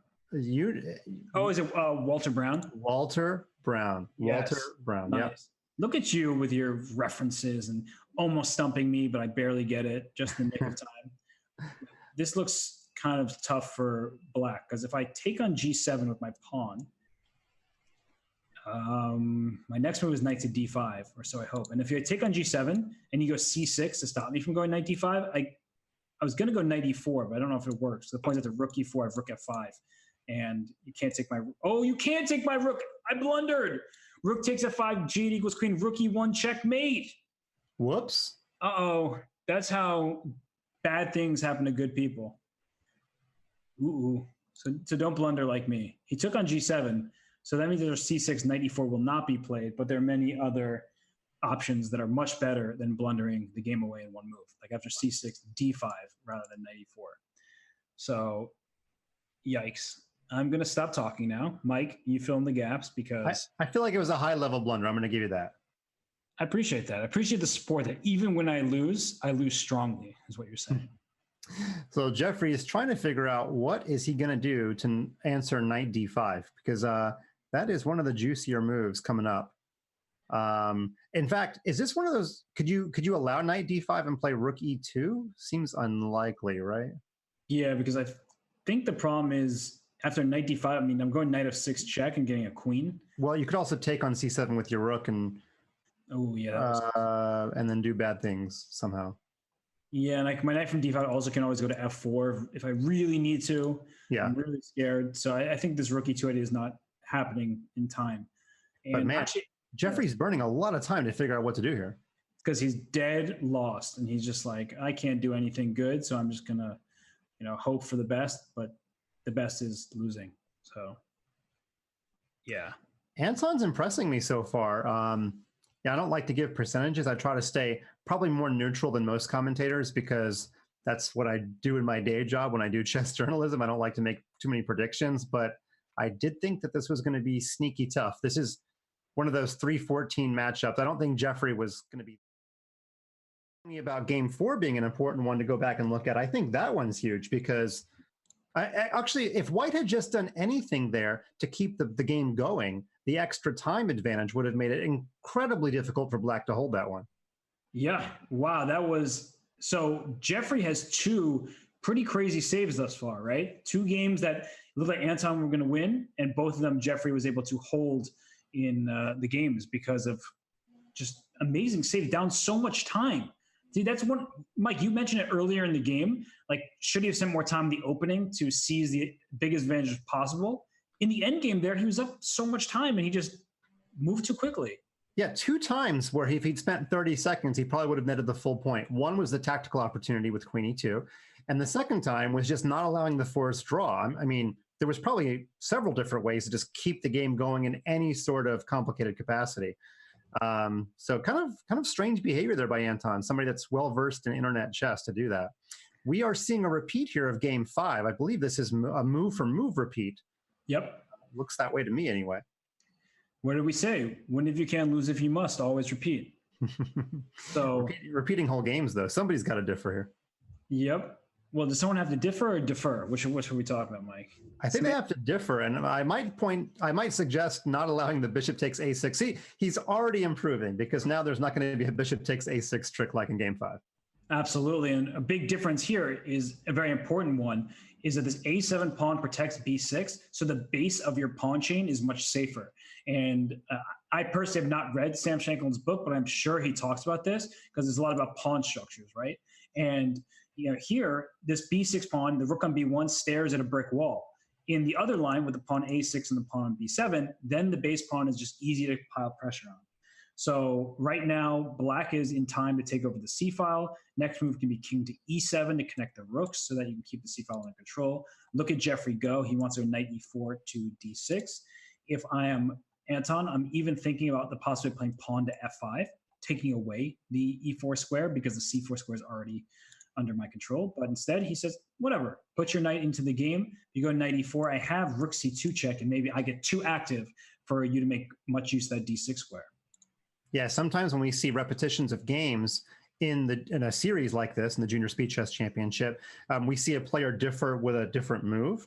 But here, a whole different pawn structure is what's giving Black a much freer game than in game 5. The fact that he put his pawns on dark squares means they're not subject to the same sort of attack that they were. Of course, with all the rooks off the board, things are even easier. But a whole strategic pawn difference has made this a little bit easier for Black than in game 5. Absolutely. And something to note about this kind of structure where the pawn's in the dark square is that means a bishop on e4 would have full control of the diagonal, but that's often less important when you're not in a game with heavy pieces because you don't really have opportunity to penetrate those weakened squares. And here, for example, even if this bishop was on e4 replacing the knight, then what are you going to do? So right now, Anton plays a6, which means that he's just trying to kick this bishop out and play bishop d7 himself likely, come out for this a4 pawn. Bishop d7 will be met by knight to c3, protecting a4 and stopping black from playing b5, and that causes some issues for black's a6 pawn. Okay, Robert, time to start the clock here on your grandmaster lessons again, okay? Yep. If you were to remove black's knight and white's bishop, okay, mentally remove those two pieces, who do you like better in that ending? Remove black's knight and white's bishop. Yeah, that bishop versus knight ending where the pawns are on both sides, that tells us the bishop has a pull, but the knight gets to sit on d6 forever. So, given those imbalances, who would you take in that pretend ending? Generally, it's going to, kind of like theoretically, it's good for the side with the knight. But in this position with the outside pass pawn, which can be used as a decoy and no clear weaknesses of blacks to take advantage of, it could turn around very quickly. And so we actually might see something like this as the game continues here. But I think I would prefer to have a knight in any of these endgames, though a bishop on d5, for example, would be quite nice for black. The reason I bring that up, of course, is because we could see a situation, like you said, where that becomes an offer, that one side offers it. So if you have idle time in a game like this, and in Blitz, you don't really have idle time, but you might want to go ahead and already start thinking about the ramifications of that trade in case it comes up. I like the way you think about chess, Mike Klein, because that's how you should. You should envision the future position. You shouldn't just say, okay, this is what's happening now.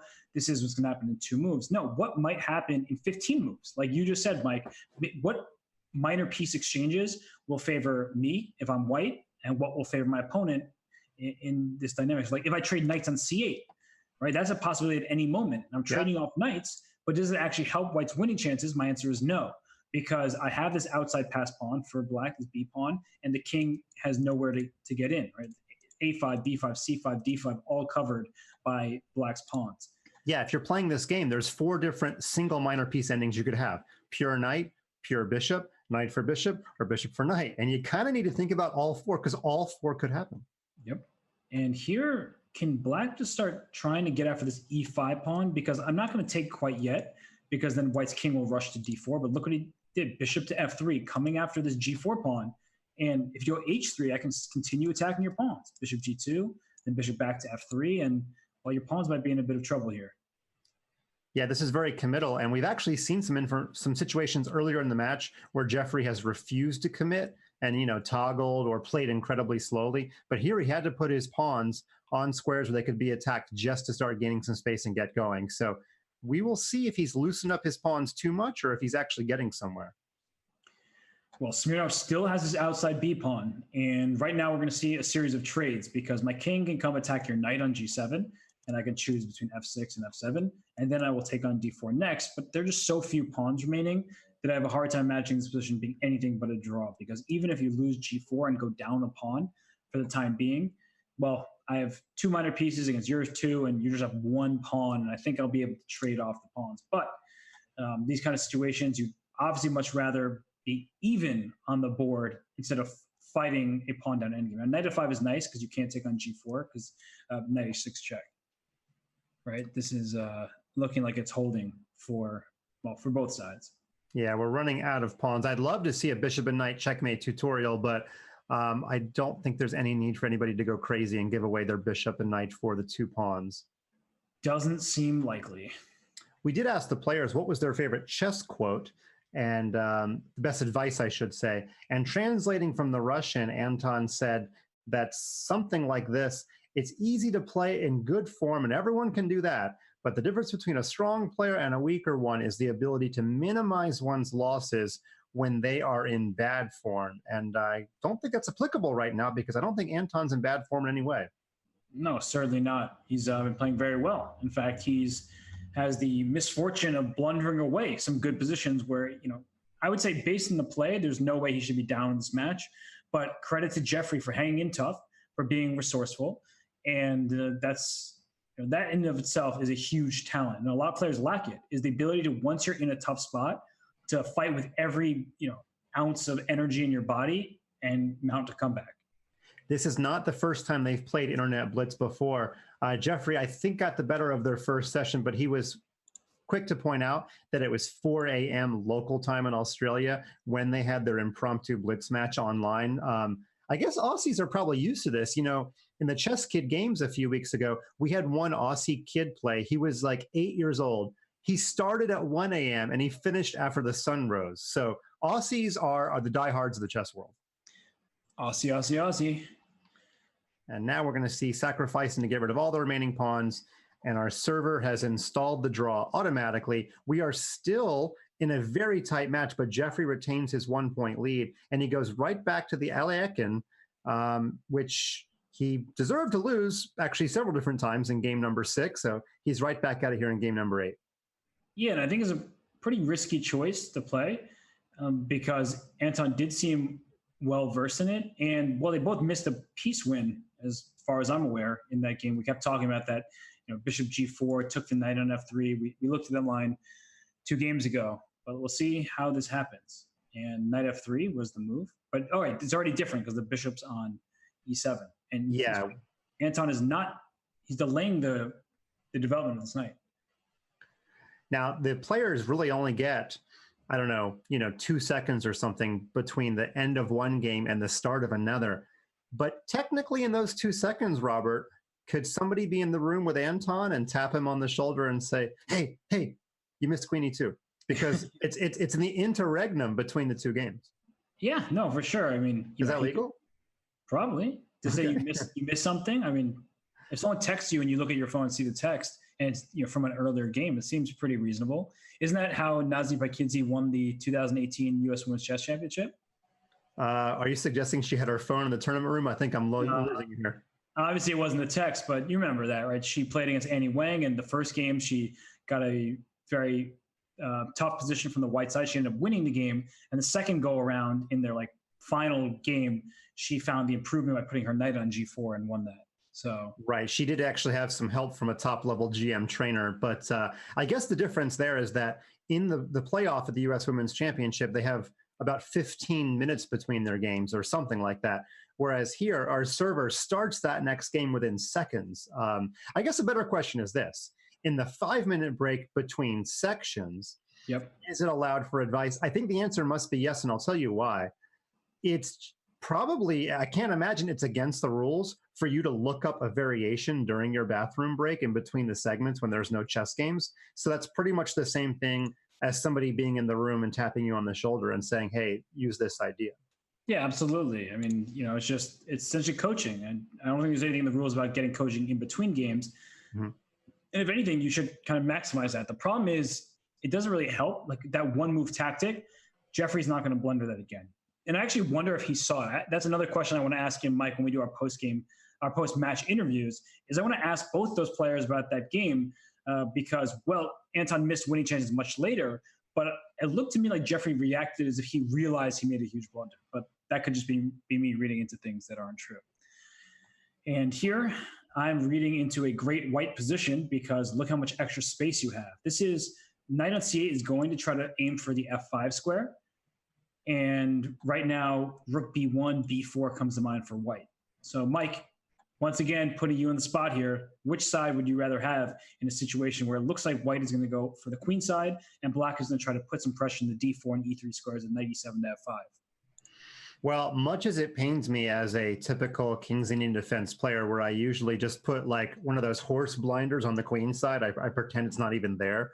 I don't see as much pressure here for black as I'd like on the king side. So white's plan just looks a little more natural of getting the queen side pawns going.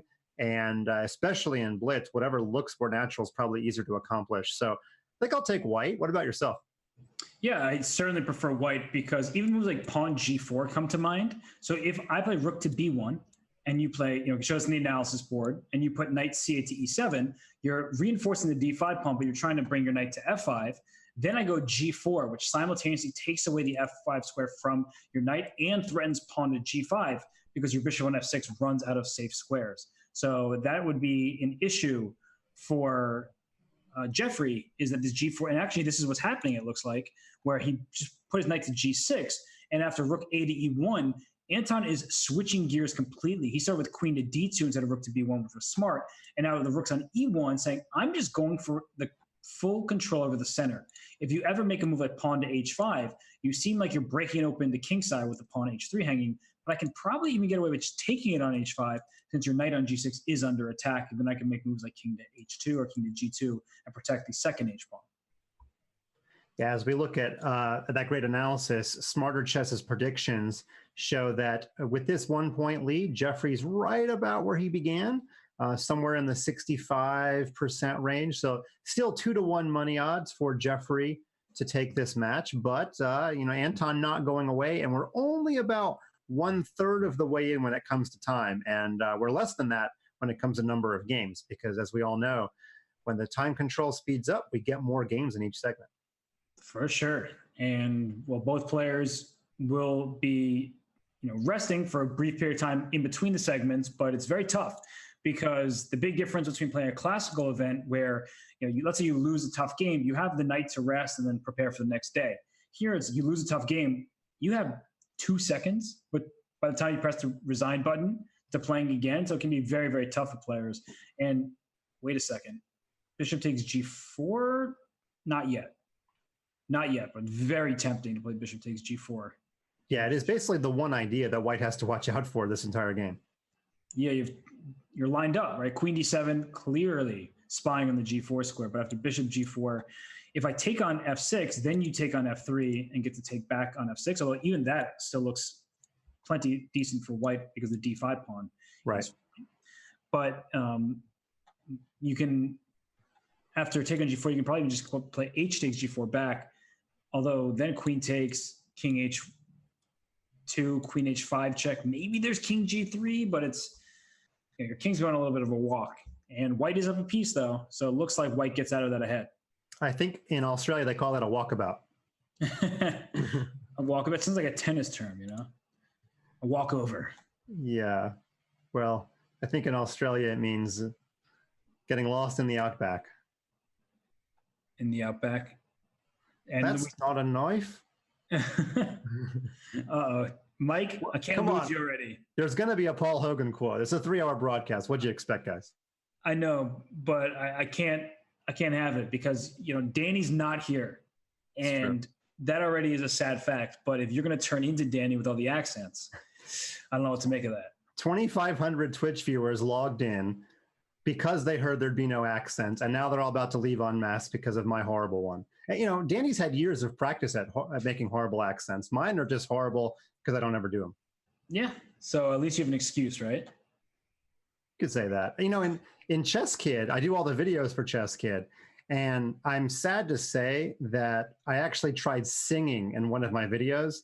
And that, of course, is because the tactic Desperado shares its name with an Eagles song. So if you want to roast me ever, just go to Chess Kid, go to the videos section, do a search for Desperado. And if I were to ever somebody want to dig up some dirt on me as a political candidate, they would just show that video. It sounds like something I am going to have to watch after this stream. And we saw Danny not being in Studio C, which is sad to some viewers. Others are happy. And well, what's sad is Black's space in this position and Black's time. Look at the situation here. Black is down a minute on the clock. This knight on g3 will have its choice of h5 and f5, similar to the first game where Jeffrey had the white pieces. And now I might want to go to f5 because you put your bishop away from the f6 square. And if you ever take me on f5, then I can always take back with my bishop and claim the two bishops advantage. Or is he going to try to go for queen d3? Because bishop b4 is a threat that you have to be careful about. That does win in exchange. So things to keep an eye on. So I went rook e to d1. Or, well, there was no e option, just rook d1. I don't know. Yeah, if queen d3, Black could have always played knight b4 and just basically forced the queen back, and the knight could have actually gone back to c6 or something. Yep, that would have been a really weird repetition, right? Of queen d3 back to d2 and knight b4 back to c6. And okay, bishop d6. You're not really threatening to take on g3 because I'll take back with my f pawn, and the semi-open f file actually helps white's attack. So he said, well, I could leave it there, but why should I when I can go straight into the f5 square? And well, bishop takes h6 might be a threat that you should not allow. Knight takes g7. Similarly, if king g7, there'll be bishop takes h6 with check and winning material back. So I would be quite nervous about Jeffrey's position, especially given that he has 26. Wait, he could have taken with the pawn on f5. If we show the analysis board really quickly, he had gf5, knight e7, pawn to f6, and just blasting open Black's kingside. So that yeah, and another instant decision when he had a little bit of time to burn. We've seen this be a pattern over this early parts of this match for Anton, is just taking what we think is a critical decision and passing it by with a pre-move. Yeah, I guess the h3 pawn would have been vulnerable there. So he instead goes for bishop takes just to keep his king safe. And maybe this is one of the situations where, you know, my initial reaction of he should sit and think is wrong, and that playing quickly because your opponent has 20 seconds left is right. Because right now, white has control of the open c file, which seems unimportant because we've been talking so much about an attack. But rook c2, rook f to c1, rook at some point hoping to go to c6. Not now, of course, because rook c6 runs right into knight e7 with a fork. So that would be a problem. Or bishop h2 check as well, because that's a check and the rook on c6 is hanging. So you have to be very careful before putting your rook on a square like c6. We should say Anton might just make the calculation that, yeah, he's going to make some errors, but if he just plays quickly and gets ahead on the clock in all games, that's going to net better results, even with some inaccuracies. And outside of one game, I think Anton's been up on the clock this game, very much inclusive.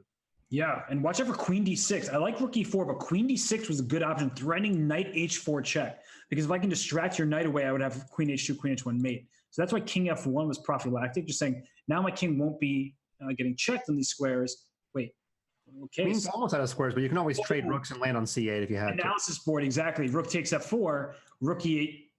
By a timeout? No first way. Flagging of the match, but why did he not pre-move rook takes f4? Was there a problem with pre-moving it? I could still put it up on the analysis board. So let's do rook c8. You could play rook c8 then. Exactly. So put up the analysis board is that if you had taken on f4, rook e8 check, queen e8, rook c8 comes on the board, and the point is after rook takes f5, I take on e8 with check, then take your rook on f5, and I actually go up a full rook. So it seemed like Jeffrey was thinking about this possibility. It caused him to get in a bit of a panic. And well, sometimes when people panic, they make quick moves. Others, we just think a lot, get kind of flustered, and then lose on time. Yeah, and I realized it after the resignation. The resignation was my clue that there was a problem with rook takes f4. And then, as you pointed out, it was rook c8, not queen c8. And we have a bit of what you might call a reverse Trumpowski, which many people are hoping for in 2020, to be honest with you. But that's a different story. We've got basically a double fianchetto, and actually, this is a system that Hikaru uses a lot in blitz games. You double fianchetto, you get out of theory, and just play some chess right from the get-go. Yeah, and you know it's a very interesting decision taken up by Jeffrey to do this because he just lost the game on the clock, that is the most frustrating thing. That's something that you have total control over. It was getting into a bit of tougher territory, but still, like, you just can't lose on time. And this knight on d4, going to f5, great. The bishop can always go to e5. He plays bishop f8 a little bit more passively, but that black knight can come to c5. And I think black is very solid here. The one bit of good news for white is that this bishop on g2 is excellent. And if you take back with the pawn on d5, I think you should take back with the knight. He does take back with the knight. Oh, what? What is this? Mike, would you ever have done this? No, I watched a Ginji video where he does this early in a game in a completely different setting, but it always just gives me, it's like the beginning of a horror movie where you know that this random cat that walks across the screen is signaling something. And yeah, letting your light squares get weakened like that, even the absence of a light square bishop for black, just fills me with dread. And he took a pawn that he's just going to lose right back. So it's not even like he gained something concrete here. Yes, this knight on f5, bishop b2 staring at g7 looks a bit nerve-wracking, but there is a bishop on f8. I will point out on the analysis board that after, okay, went bishop a3, but that defeats the kind of the idea that I was going to say, was that after knight to f5, as we'll show here now, that rook takes a4 would not be possible because of an idea like taking on g7 here. And the bishop on f8 is overloaded, defending the g7 pawn and also protecting the knight on c5. So that would have been a very bad situation. So black would have taken instead of with the knight on a4. And then I thought white could play a move like bishop d4, keeping this knight offside for the moment and just trying to play like that. Instead, we see that bishop a3, rook c8 was played, not even taking back the pawn. Why not? I'm not fully sure, but okay, he decided to do this. Probably also a good move, saying these pawns are irrelevant, these double A pawns. I don't know, Mike, would you have just taken on A4?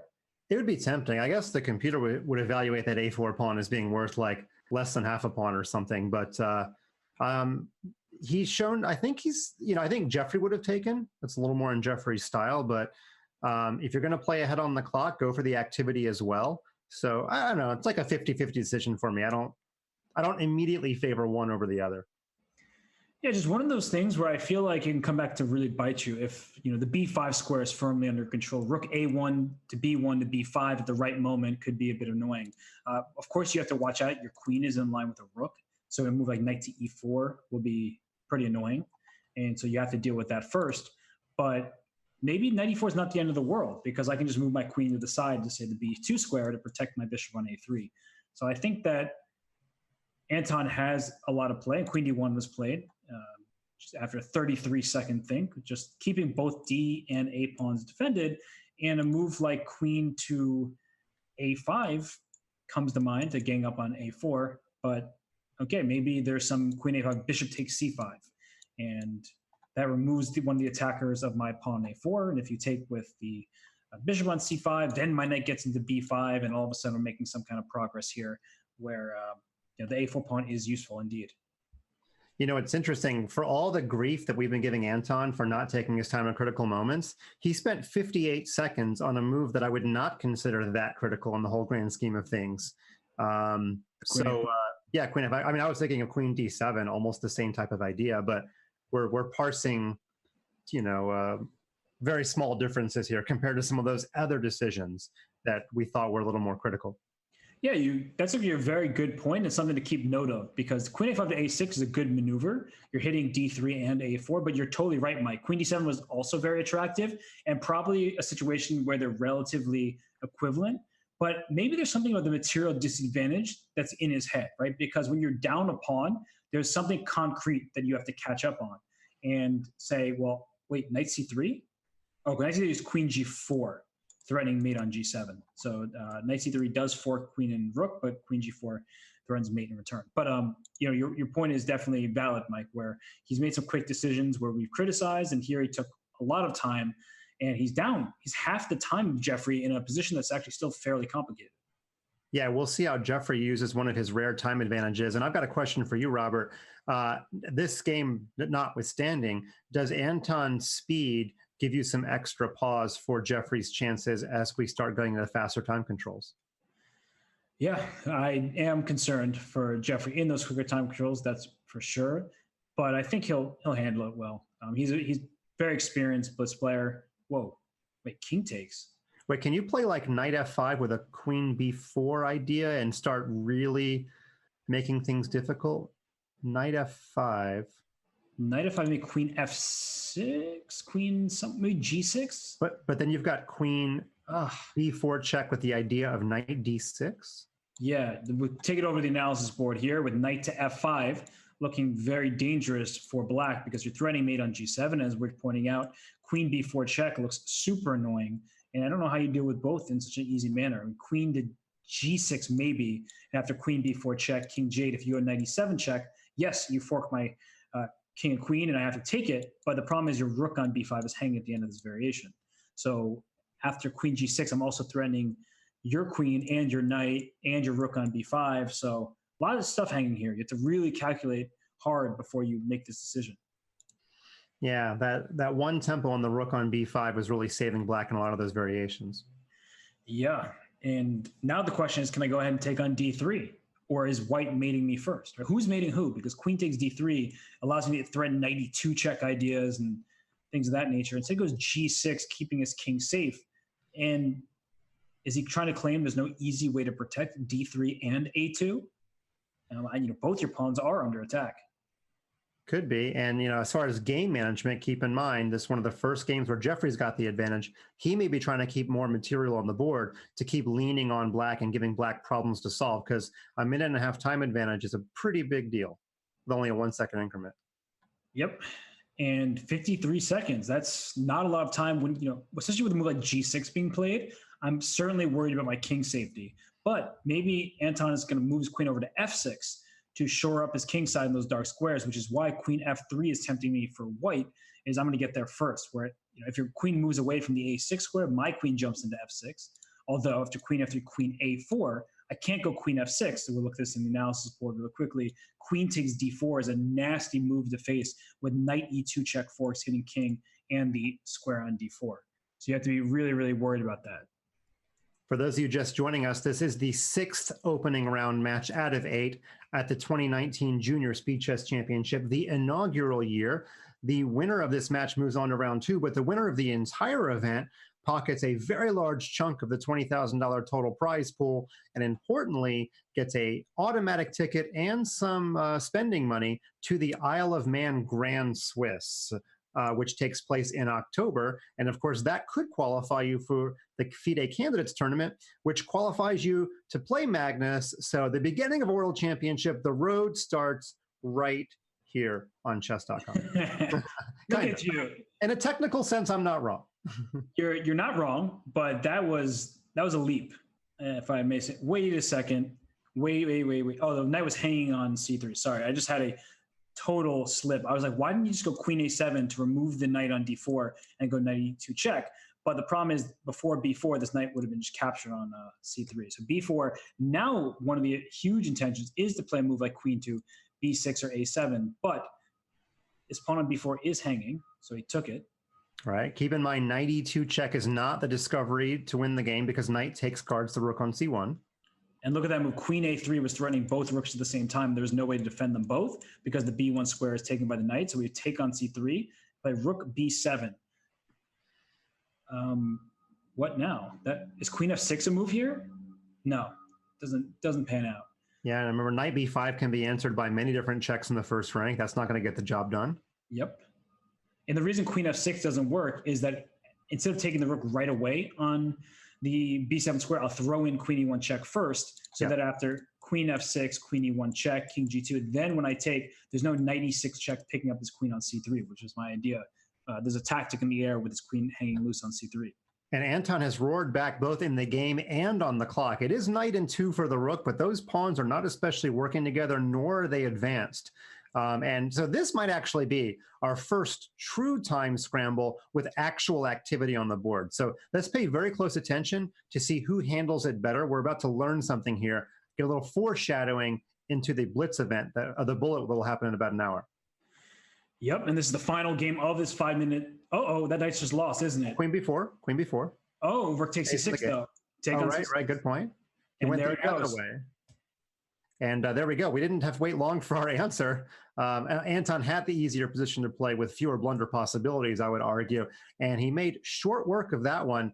A 1-point lead. And as the time is up, Smarter Chess got this prediction inverted. He thought it was going to be 5-4 for Jeffery after the 5-1 segment. But no, it's 5-4 for Anton. The 14th seed has a lead going into the 3-minute section, Robert. Wow, I really can't believe that. The players just got out of their seats. Jeffery looked pretty ticked off that he lost this game. I mean, this is a really tense game, one of the more tense games of the match thus far, but Anton deserved a bit of fortune, right? He had thrown away a couple good positions, and Jeffery found the opportune moments to salvage half points in 2 different games. And here Anton takes a lead at 5-4, and that's bad news for Jeffery Xiong because he is down 1 point heading into the quicker time controls. And, he has a tough task ahead because Anton Smirnov proving that his 3,000 blitz rating is no joke. So, Mike, what do you think? Is Anton now the favorite? Favorite's a strong word, but I would put the match closer to ever at a coin flip. Also, he's just warming up. It's about to be the noon hour. He's waking up, whereas it's only going to get later in the day for Jeffery. So should be exciting with the 3-minute section coming up. 5-4 lead for Anton. And we'll take a short break right now.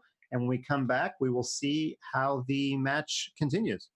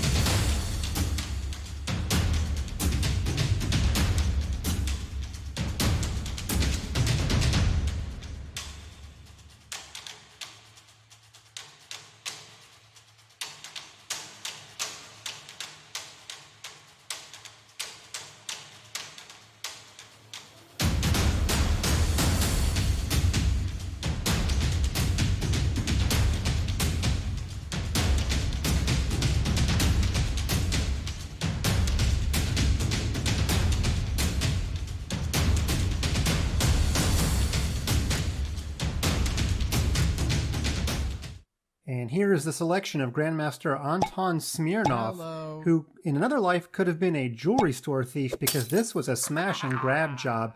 Take a look at how he played when he was 16 years old. The tactic starts out, rook takes g6. That's right, a bunch of moves coming up are forced because after king takes, now we're going to take twice on e5. I don't care which knight you begin with. He chose this one. And after takes and takes, the king barely has any choices because if he steps downward, of course, that's Mr. Fork City on f7. And if he steps sideways, well, it's just going to be a discovered attack on c6. Same thing if he goes back to g7. So only one option left. Got to go back to h7. Then we grab the rook, which is partially to get rid of a defender, not really trying to get material equality or anything. And after captures, it looks like white is about to mate on the dark squares, mate on g7 threatened with this battery. But after queen f8, white shifts gears and says, no, I'm going to mate you on the light squares like a chameleon. I can change colors. Bishop d3 is going to be deadly. So black's idea is to play knight to g5. Then he can answer bishop d3 with bishop f5. So what does white do? Blocks out that possibility. I always love it when you can play these nice little quiet moves in the midst of a furious attack. Okay, now bishop d3 is the real deal. So black goes for counterplay with knight h3. Bishop h3 check happens anyway. King h6. Now it becomes a question, how do I mate you on the g file? Look what white does. White almost self-mates himself. He plays rook to g1, almost inviting a smothered mate. Now the purpose is, if you take the rook, after queen takes, there's just too many mating ideas on the g file. I got mate here, and if you're not careful, I'll mate you on this square. Of course, you could put the bishop in the way, but my h-pawn is going to take care of your bishop. So if we go back after rook to g1, knight f2 in like a faux smothered mate. But look what white does. Sacks the queen. That's how strong his position is. And after bishop takes, rook g6 check, king h7, a little in-between move, rook to g2, king goes back. And now I love this one. e7, and the queen better not capture, because if she does, now the rook returns. And after the king moves, this becomes a double check, which picks off the queen. White will be way ahead on king safety and probably just going to mate anyway. So after e7, the queen moved to f7. And I guess the only thing Anton didn't do was under-promote. Maybe he could promote to a bishop. That'd be kind of sweet. But no, he promoted to a queen, and black resigned, because if the queen takes back, then bishop to g7 is a very nice mate with two bishops. That might just be the sweetest checkmate that we see.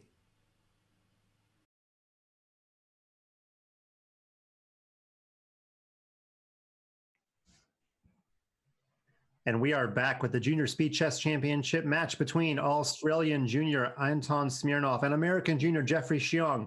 What you just saw there was one of the best tactics ever played by Anton Smirnov. We actually asked all the players to send us one of their favorite tactics. That's the one that was turned in, and that was a pleasure to do the video on. I'm here with my co-host, Grandmaster Robert Hess. Some would call him the host, and I'm the co-host. Robert, that was probably your first time seeing that video. What'd you think of that tactic? That was pretty sweet stuff. I mean, just firstly, you're down a queen and you just push a pawn to attack the queen.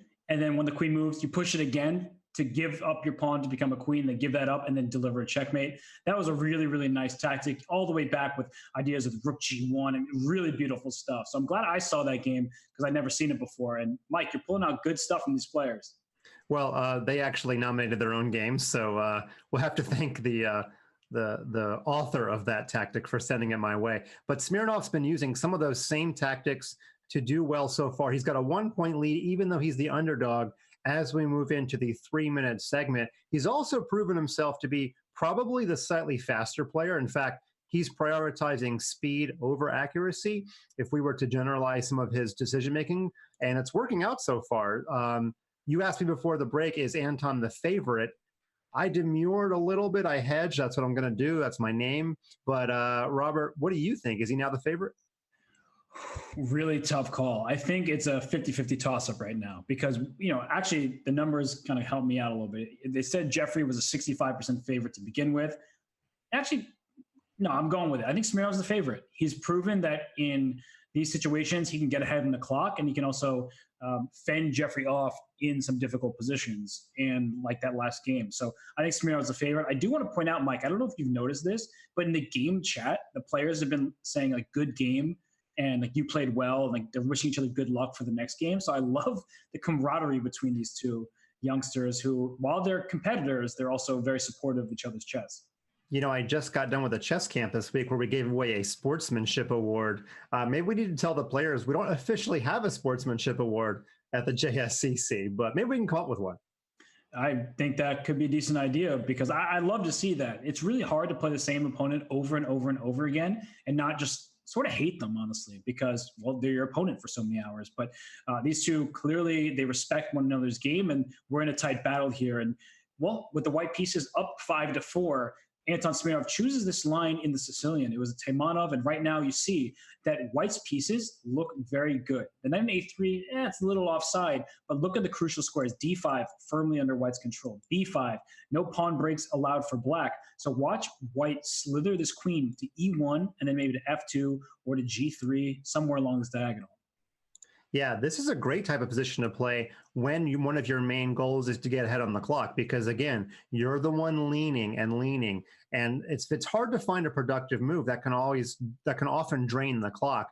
Where I think black might come up against that situation, as you pointed out, the knight on a3 doesn't do much, but it does help stop one of black's two main ways to challenge the Maroczy. That would be b5 and d5.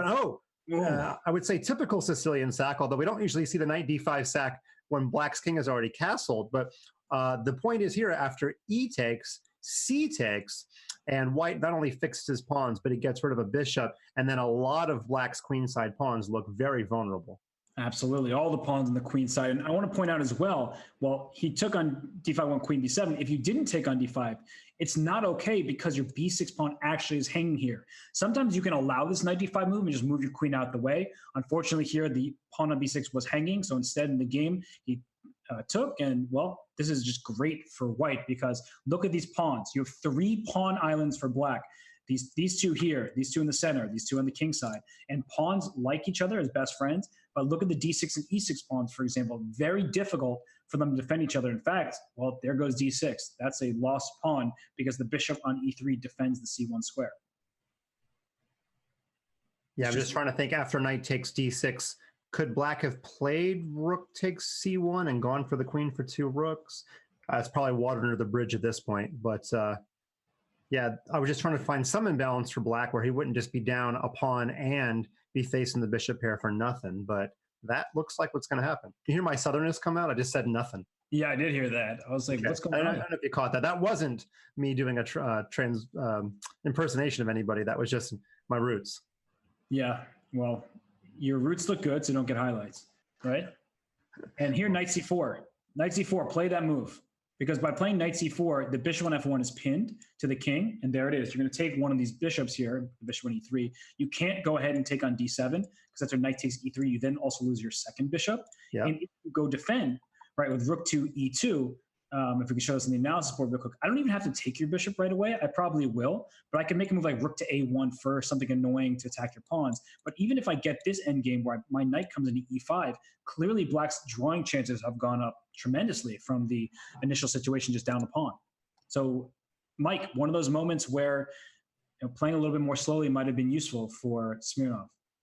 Yeah, and again, not the first time we've seen it, but at the same time, you might make the calculation that it's okay to make some inaccuracies if it means just keeping a time advantage. Although here, he's just trying to mitigate the fact that he's down on time and not getting further behind.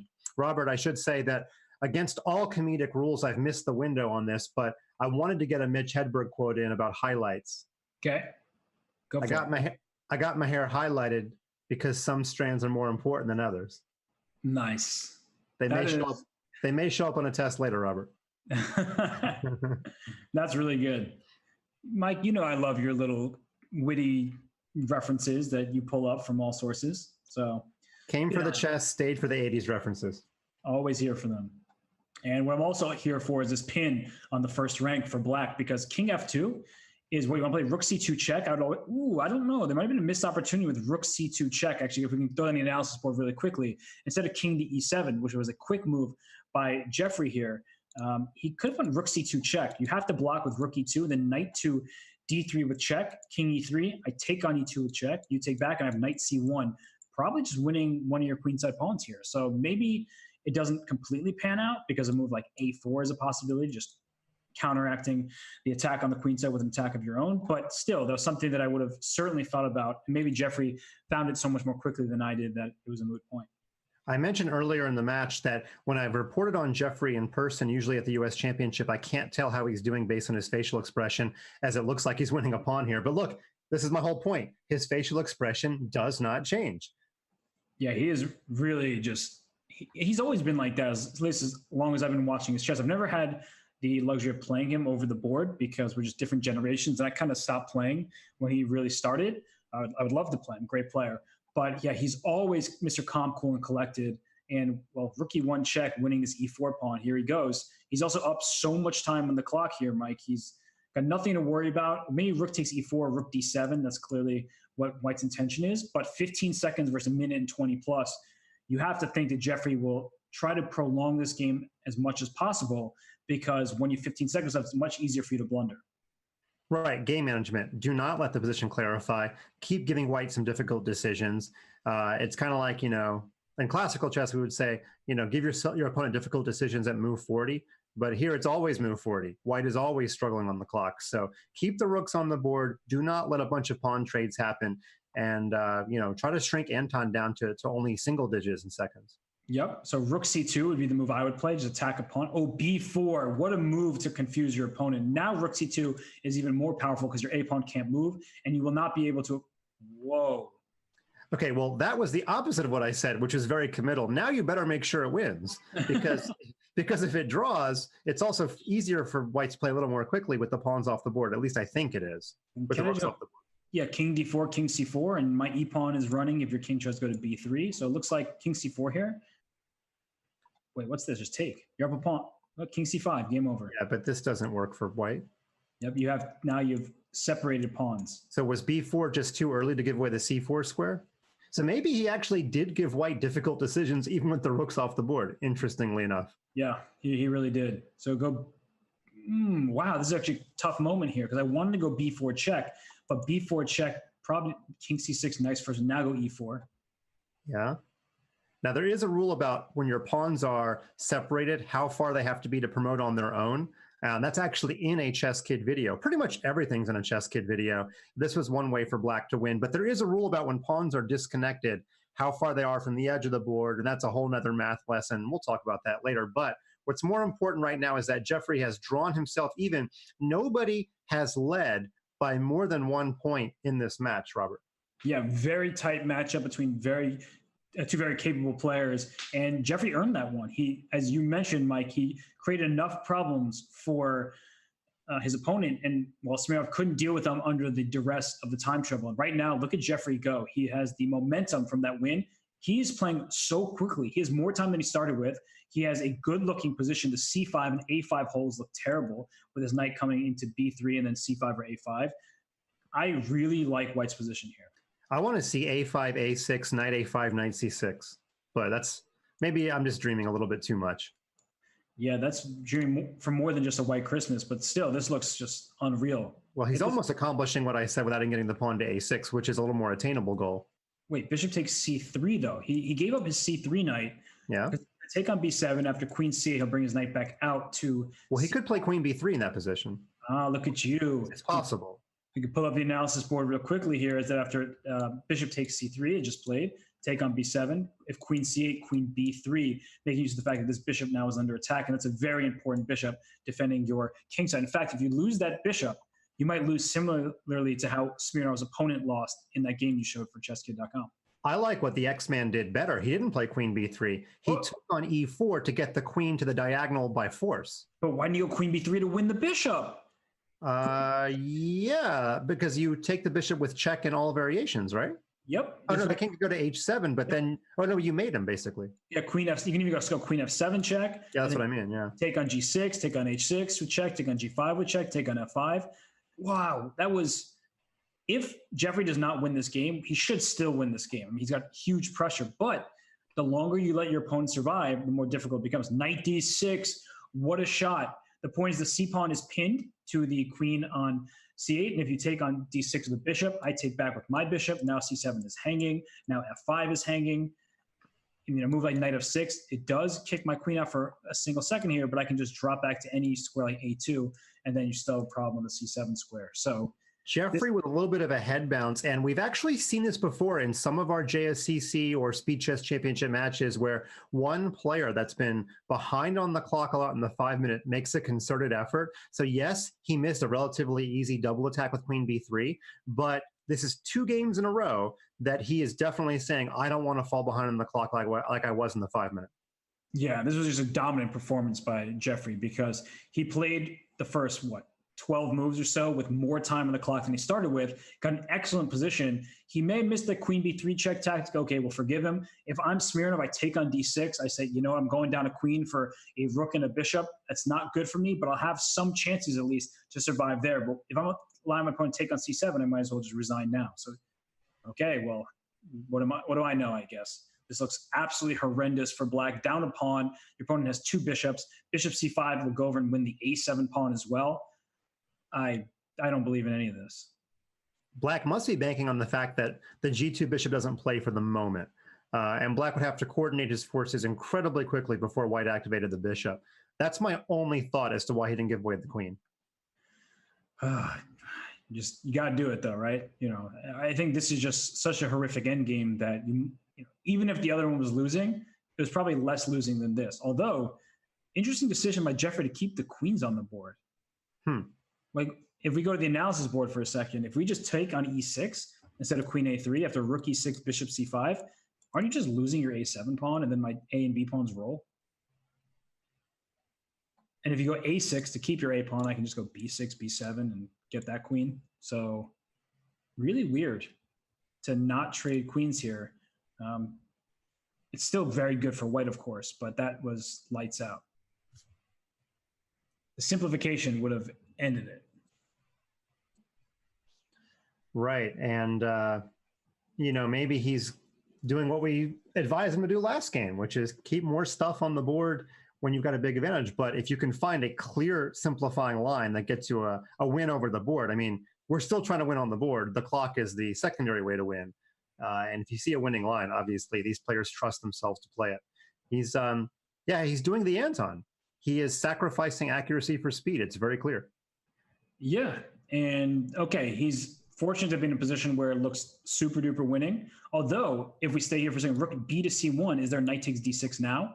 Because your queen is overloaded to the c1 rook and the d6 square. So you have to be careful not to fall into kind of unfortunate tactical blunders.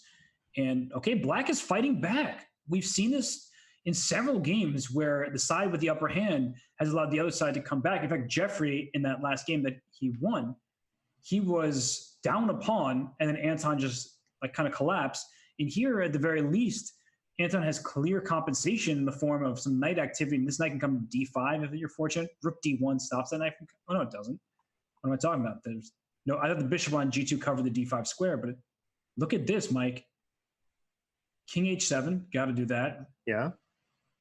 Not surprising that Anton's making a comeback. In fact, Jeffery was asked before the match, what is his opponent's biggest strength? And he said of Anton, from a chess perspective, I think his end games and his ability to calculate. Non-chess, I think he's one of the most mentally strong junior players I've ever come across. Yeah, that's a huge compliment. And right now, this knight is coming to f4, where it's threatening to take this e2 pawn in addition to this bishop on g2. But yeah, to call someone one of the most mentally strong players, that's huge, because Smirnov is also complimentary of Jeffery. We see the quote there. I'm not entirely sure what Jeffery's weaknesses are. He is a very accomplished player. Well, we found out, the both players are trying to find out each other's weaknesses here. Knight f4, play that immediately. Just go. Maybe knight c4 first, but knight f4, ooh, retreating move. Play. I guess he wants to get e3 in really quickly. Yeah, e3. Now? Okay, a7 is another target. So he moves back. But now we're trading queens off in... Wait, could he have taken the a7 first with check? Did he miss that? Okay. Not sure. If we pull up the analysis board real quickly, that after queen takes f5 check, queen takes f5. Oh, no, there wasn't rook takes a7 check because queen went back to d7. It was a protected square. Although bishop takes b6 there was probably still winning for white. Well, that loses a7. Jeffery again draining his opponent down to only seconds. He might be self-mating himself here if he's not careful. Yeah. And, well, he's just going to lose without mating himself, it looks like. The more traditional way of losing, death by 1,000 cuts. Yep. Smirnov goes down in this one. So Jeffery takes 2 games in a row to start the 3-minute segment here, and he takes a 1-game lead. He reclaims the lead. Maybe I can ask Smarter Chess or anybody in the chat as well. Was that the first 2-game win streak? It doesn't seem like I remember another one. It's pretty late in the match for there not to have already been a 2-game win streak. Do you recall one, Robert? I don't. But it would be very shocking if that was the first 2-game winning streak, but it's always possible. And an important thing here after bishop f4 is e5 looks like it forks a bishop and a knight, but white is in time to play knight takes c6, removing the guard of the pawn on e5. So, this looks nice, but in practice, it's not good. This is almost a 3 checks opening. Black puts his pieces on these squares a lot in 3 checks. For sure, because you take away in vital squares like b5, you close the bishop c4, takes a f7. But okay, this isn't a 3 checks match. So maybe it's something to consider adding as like a mystery variant in future Speeches championships. Well, truthfully, in order to help promote the Chess Kid sponsorship, I suggested, our newest feature is Puzzle Duel, a one-on-one real-time puzzle race. A puzzle duel, and the winner gets white in game 1. So a very small advantage, but you get to show puzzle duels. So maybe we'll introduce that next year. Sounds cool to me. And, well, e5 finally has happened for Jeffery. And white is ahead in development, right? You have a knight developed and a bishop developed. But what black has gained is more pawns in the center. Right? You have 3 pawns from the c to the e files, where white only has 2. So it's in the open d file, where you castled. You're putting pressure on the d6 pawn, but this is why bishop e7 wasn't played first. When you play bishop e7 too soon, white will take on f6, and once you take back with the bishop, you lose the d pawn. So this leaves the option to take back with the queen on f6, and for black to play g5 and venture over to the a5 or b6 squares with the black queen. So now you can take on f6. Go ahead, feel free. I'll take back with my g pawn, and I'll say, you double my pawns for the moment, but after bishop takes g takes, I'll go f5 in the future. And black is doing more than okay. Yeah, going way back to when white played bishop g5, it seemed like black wants to trade off what is usually his weaker bishop, but you actually need the weak bishop to guard the weak pawn. You need to keep your dark squared bishop exactly where it is to make sure that d6 is safe. And from a macro standpoint, if you can only think of one thing in this position, if black gets d5 in safely, black is doing great. But of course, white is expending all of his resources to make sure that does not happen. Yep, d5 is not only now taken control by white's pieces, the knight, the pawn, the bishop, all that, but now bishop on g3 also hits the e5 square, so d5 would remove the guard. And look at this queen b4 idea. Mike, it's very clear that black wants to do some kind of a5, a4, or c5, c4, depending on what happens here. But maybe white can offer a queen trade in response. Say, I can move my knight away, offer a queen trade, and then try to go after some of your pawns on a6 or c6, d6 kind of situation. Looks a bit vulnerable, but maybe impossible to really get to. Yeah, I kind of like the idea, especially because I'm not getting the black king anytime soon. It should be noted that this is the first game in the 3-minute segment where Anton has not fallen behind on time. We will see how that plays out. Yeah, I like the long-term potential of white's position. And bishop f2 is a move that gets the bishop on a longer diagonal, longer scope, and now h4 is a move that I would consider, and g4. I'm not sure the exact move order that I want to accomplish this in, but moving the bishop away from the g file allows white to play for g4, although here goes the queen trade. So the bishop improved its square. The a pawn now is on the a5 square, which looks fine, but in the, okay. I was going to say in certain queen trade variations, the pawn a5 might be a target, so bishop e1, not now because black can play c4, but a move like bishop e1 in the future is something that you should consider. And Jeffrey's back to the head bob. He clearly likes his position after c5. So maybe he's only stoic when he's worse. We can't figure it out. But this head bob, we don't usually see from him when he's in trouble, I think. I think he likes his position. Yeah, although after bishop, I thought he should start with bishop e1. Oh, but okay, if we pull up the analysis board for a quick second, bishop e1 was a blunder. I kept focusing on this bishop e1 idea, and the reason why it was a blunder after rook takes b4 is c4 would be played anyway, taking advantage of the fact that if you take on b4, I take back with my pawn, and now your bishop's trapped. So I get 2 minor pieces for the rook I gave up, and that's advantageous for black. So instead, we see the trade and b3, and wait, why not bishop e1 ever? Mike, explain it to me. Why not bishop e1? It's a great question. I was actually toggling to a user question, so let's get back to chess for a sec. Why not bishop to e1? I want, after castle kingside, bishop e1, rook b7. I can't take on a5 yet because rook a8 wins one of the pieces since his pawn on b3 is pinned. But I wasn't going to take right away. Instead of bishop takes a5, I played c4, then king c2, stopping black from playing d5, put my bishop on c3, and just play with more space in the position. Looked really, really nice for white, not to mention knight c3 into b5 was another option. So I think that was a huge missed opportunity by Smirnov, and Anton now has a lot more work cut out for him because, well, I pulled up the game position. D5 came in a timely manner, making use of the fact that C4 pawn is indeed pinned. And true to form, we said if black gets d5 in, he's doing well. A little bit later than I was thinking, but it does look like black is the aggressor. The question I was looking at answering was from user Hawaiian Pan Pizza. Also, yes, please. I'll give you my address. You'll send me one. Can you watch those lessons? I assume you mean videos, even if you're not a member on Chess Kid. We do have some of our beginner level videos on YouTube. However, if you sign up for a free Chess Kid account, you actually get our first 27 lessons for free. The pawn, knight, bishop, rook, and queen levels are all free. Now we've got about 80 king levels, which you do need to be a paid member for. That's quite a lot we're giving away for free. So go to Chess Kid, sign up as an adult or a kid. You'll get quite a lot before you hit the paywall. Dang, that's so many options there. I didn't know that. Yeah, Chess Kid has a mission of growing chess scholastically. So we do want every kid to be able to freely play a legal game, learn the basics, learn the basic tactics. And then if you want to improve, then we can talk about you getting a gold membership. So quite a lot there. Uh-oh. Well, speaking of improvement, Mike, black looks like he's improved his position greatly. Look at this king on b1, bishop c3. Oh, where does my bishop belong? I want to win this b3 pawn. So he goes bishop c3, rook a3 is the natural response. a4. Yeah, a4 looking good. And there it is. Yep. Uh-oh. Yes. Maybe small advantage on the clock, big advantage on the board. Maybe he had rook c1 to hit the bishop, but still, this bishop on d4 is such a good piece right now. And there's nothing that white can do. Bishop b2 check wins. Bishop b, okay, this move order is also good. Same idea, yeah. So looking to be a 3-match win streak and a 2-point lead for the X-Man, taking control, the 3 wins all coming in the 3-minute segment. And Smarter Chess had Jeffery at a 1-point predictive advantage in the 3-minute, but he's already blowing that out of the water here in the early going. And it's sort of counter to what we thought, right? We thought that Smirnov was playing so quickly that he'd be good in the quicker time controls. Jeffery in the pre-match interview said he prefers the 5-minute segment. Anton said, I'm looking forward to the bullet. And, well, Jeffrey's proving that he can be a force no matter how little time they start with, I should say. And here with the white pieces, he's playing a very solid setup in the Slav. It was an exchange Slav. And right now, again, we see Smirnov take the 2 pawns in the queen side, A and B files, versus the 1 pawn for Jeffery.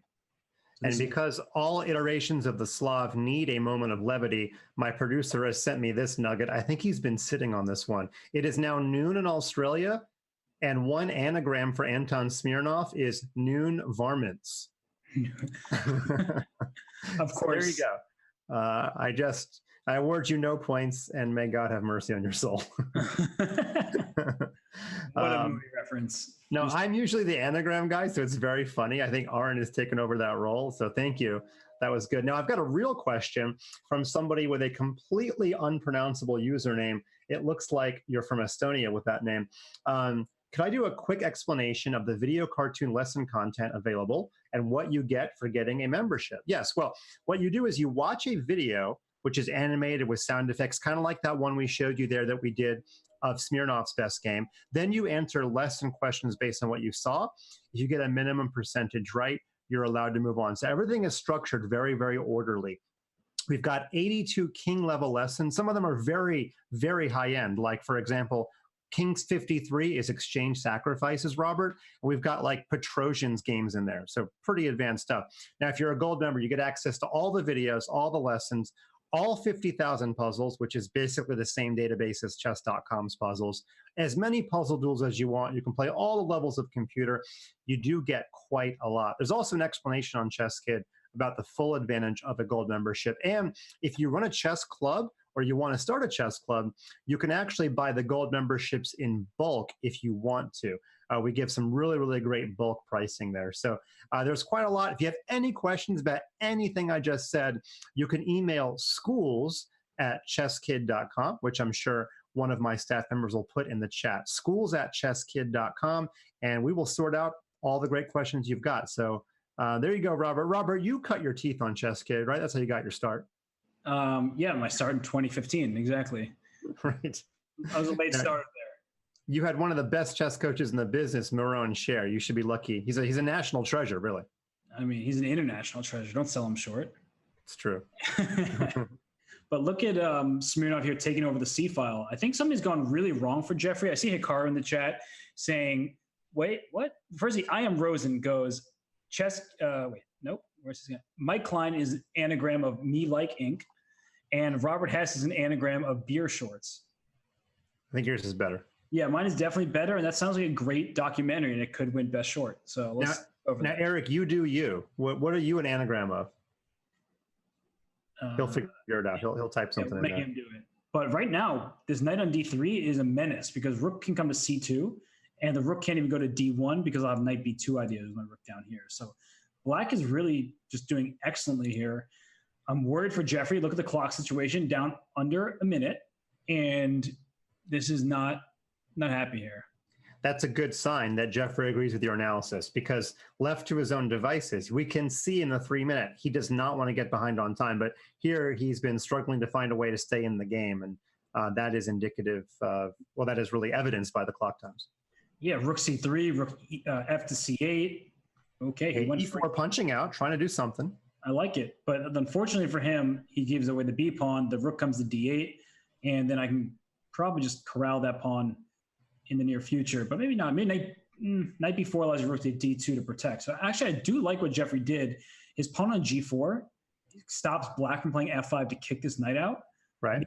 Black can even consider move h5. I wouldn't do that myself, but h5, the point is if you go g takes h5, then I go f5 and kick your knight away so I can take your pass pawn.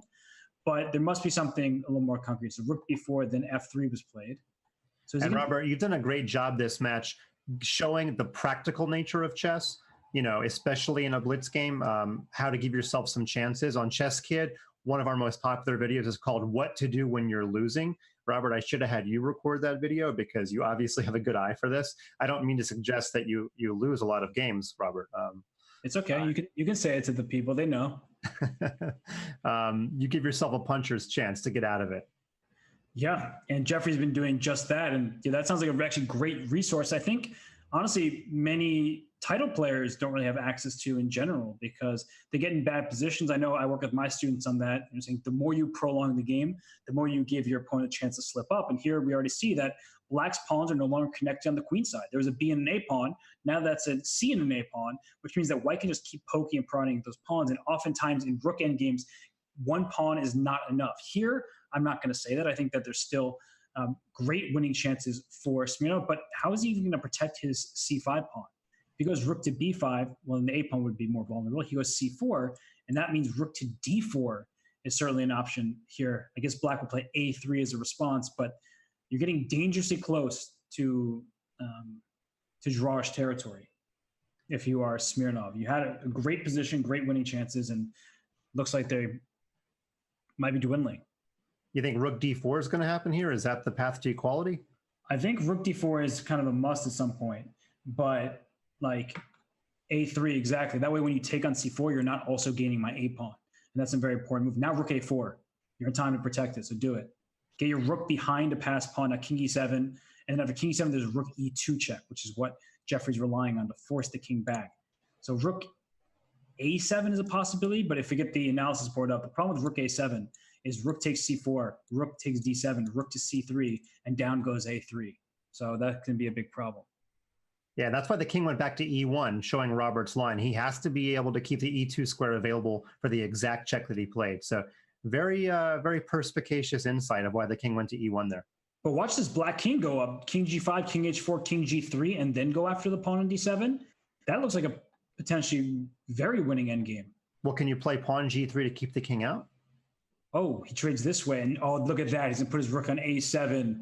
Smirnov cleverly trades off the D pawn for the C pawn, and now F5 is just great.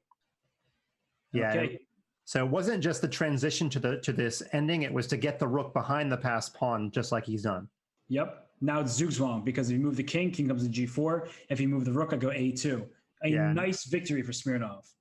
Ends the bleeding. That's the second game that Jeffery lost on time, but I would also argue the second game that he was losing when he did flag. So the fact that the actual loss came on time seemed kind of immaterial. Okay, we've seen this exchange Lopez before with H3, H5. Now bishop takes F3 was played the first time around. We see it again. Yep. I think this was game number 2, and game number 2 ended in a draw, although I don't remember much more than that. You had suggested that bishop takes C3 sacrifice. That was right. Not played. Right. Instead, Jeffery cheeseballed out a little bit by toggling his rook on the second rank. Yep. We wanted action, and unfortunately, they didn't give us the satisfaction. They instead agreed for a peaceful result. But Smirnov, I thought he had a decent position in that one, and then he opened the A file, and Jeffery took advantage of it. So you have to be careful. Even if it looks like you have more space and a better position, you don't get everything you want. Look at the knight on C4. Remember, Mike, that knight was on D2 before, and he still took an F5 anyway. But the knight was on D2, which had the F5, F4 threat trapping the bishop. Now, okay, I think we actually have the same position as last game. Yeah, if black plays B6, C5, I still want to play knight D4. Some things don't change. Yeah. You know, they say you live and you learn. Other times you just want to keep going. If he plays B6, I think it is the exact same position through an incredibly weird transposition, would you say? Yeah. And now king was a B6, king C8, king B7 was played, and white went like king D1, king back to E2. So that was a waste of time. Yeah. And maybe white's A pawn was like on a slightly different square. I don't really remember all the specifics. It was up on A4. Okay. So I wonder if Smirnov is going to calculate at some moment playing H4. Not now, because the king on D7 is perfectly situated to limit any potential attacks. Or my king on D7 protects the knight and the bishop. So your rook has nowhere good to infiltrate. But in the other line, the king was on B7. So when you played H4, there were some rook G6 ideas with this knight on E4. There was a different situation. White was a little bit more advanced in that position, but it's something to keep in mind that H4 is a worthy idea to keep in mind. It just doesn't pan out when the black king is so nicely centralized. Okay, if king D1 happens here, and then king B7, king E2, it's an amazing coincidence. I'll say it that way. From game number 2. If you guys were here in game number 2, and we've got 4,200 of you, probably only about half of you were here during game number 2. So we're building up some momentum, and that's probably because Australia is waking up as a country, and also because the word is getting out that this is one of the tightest matchups we could have hoped for. Yeah, for sure. 7-6. I mean, just when Jeffery took a 2-game lead, Anton had that deficit. And, well, the repeating moves. I think if I'm Jeffery, I just make the draw here. I have the black pieces. I did there it is. I think that was a very prudent decision by him. He was also down 30 seconds on the clock. And now he gets the white pieces left, and still 26 plus minutes of this 3-minute segment. So he has plenty of time to keep improving his score in this time control. A lot of you playing Guess the Move. That is possible. If you go watch the game in Chess.com's live chess server, you just simply make a move on the board. That's I have a staff account, so I think if I play Guess the Move, it actually messes up somehow. But I'm told that's how you play Guess the Move. You just make a move on the board that you expect to have happen. Yep. And I do that. It shows analysis. So I guess I'm not even eligible for Guess the Move. But this position looks familiar, except not anymore. That pawn went to C6 in an earlier game between these two players. Now it's on C5, which means the bishop on G2 has the full diagonal to work with once you play C4. The problem is you can't easily play C4 because you're going to trade off these dark square bishops. And then, well, so many pieces traded off and you don't have any real threats in the long diagonal, right? You can clear the diagonal if you're black by moving your rook away from A8 and then playing B6. And we've talked about this earlier, right? Yes, your bishop looks beautiful there, but it's mostly aesthetic. And the director of Chess.com's India operations and Chess Kids India operations, International Master Rakesh Kulkarni, reminds us that India is also waking up. Actually, Australia has been up for a couple of hours, unless you went out for a bender last night. But India is truly waking up as a country. And in fact, I will be in India next month. So for all of our Indian chess fans out there, I will let you know my itinerary soon. But I'm looking forward to my first trip back to India in 10 years. Wow, that's awesome. I'm jealous. I've never been to India, so maybe someday. I had the honor of playing Vichy on it, but I've never been to India. So maybe someday I'll get there. Yeah, it's well, to say that I've been there means I've seen a very small slice. It's as big as the U.S. and so many different geographic and cultural differences. But I'll be there on business, and also had a Vichy if I see him. Okay. And Hikaru is in the chat again. Why is Jeffrey imitating that Hikaru guy with the head bob? So I think Hikaru wants Jeffrey to be like him. That's what I'm gathering here. It means the same thing. It means the same thing? I don't think so, because Danny doesn't have, expression number 11, expression number 17 down. I just mean that when Hikaru bobs the head and Jeffrey bobs the head, they're both confident about their position. Oh, I think I agree with that. Yeah. And if I'm black, do I go knight b6 to d5 somehow? Because your pawn on c5 is pinned, right? So if I go knight b6, your queen's under attack, and if you move your queen to b5, then I can bring my knight from b6 to d5 and into c3. That actually looks very annoying. And there we go. We see it on the screen there. We see one of Hikaru's expressions. I don't have all the numbers memorized, but what number is that, Robert? That's Hikaru number h3. Okay. Wait, number h3? Is that what you said? Yeah, that was when Fabi played h3. That was Hikaru's reaction. Okay. That was such a great moment. And okay, Black's entire queenside is gone. So that's not good news for Anton. But it's an endgame. He's only down one pawn. You unfortunately cannot go rook to 8 like you would like to, because the bishop would hit the square in case of 97 check. So the rook went up to d6, and that's a pretty good square, but you're losing the b pawn. Aha, knight c3 though is coming. This is clever. This Smirnov guy, he's got some tactics up his sleeve. Yeah, Smirnov is not drinking Smirnov. He's playing quite lucidly. Nice one. He's not, you say he's not iced? Yeah, I had something stuck in my throat. I was like, my body's way of telling me, don't say that joke. It is stupid. Don't do that. But we all know where you were going with it. Well, I think he looks like he came from the Weezer Buddy Holly video. It's it looks like that's who's playing for Australia here. That's actually hilarious and very accurate. But right now, rook d3 comes, and well, this one's over, because you can't move the rook without losing your knight. You can't move the knight without exchanging the rooks. And once the rooks are exchanged, this a pawn starts rolling up the board. The black king will have to come queenside, and the white king will just work its way up the board. Yeah, rook pawns are especially annoying to deal with in knight endings, because you can only guard from one side. And, famously, a knight cannot guard against a pawn when the king is involved. We're getting a little bit ahead of ourselves here, but in some endings, it's good to know that rook pawns are not good ones to have if you're trying to win. And in some endings, rook pawns are the better pawns to have when you're trying to win. And you have to know those differences. Yep, absolutely. Very, very good point, Mike. And here, well, the problem is this black king is going as far as it can. And all right, it protects the rook, which is good news, because now a move like, I don't know, knight b3, I guess. Oh, knight b3 just loses the knight there. Never mind. I'm trying to figure out a square that the knight, if you go king e1, if we show us the analysis board, the problem with king e1 is that knight c2 check is an option. Because if your knight takes on c2, you lose your rook on d3. And if you bring your king up, then you actually lose your knight, because my king is in time protecting the rook on d6. So you have to be very careful not to just blunder some pieces away. And that's why you saw Jeffrey move his rook over to c3, but now after knight b5, the pieces are out. So this actually gives black some hope here. The a pawn is stuck. The rook would love to get behind the pawn. There's rook to d4, trying to go rook to a4. If I am Jeffrey, I'm thinking about knight d3 to e5 with check, something like that, to start attacking the kingside pawns. That's going to be, rook a4 might be meant by rook h5, actually. We're hitting, so let's show that there. Rook a4, I have rook h5. If you go h6, now I have knight c5 check, hitting king and rook. Knights are tricky in these endgames. Oop. And he went rook h5. Oh, he blundered that exact thing? No way. Yeah. No way. Well, that's one way to win. That was unfortunate. I didn't mean to guess that variation. Is that a commentator's curse?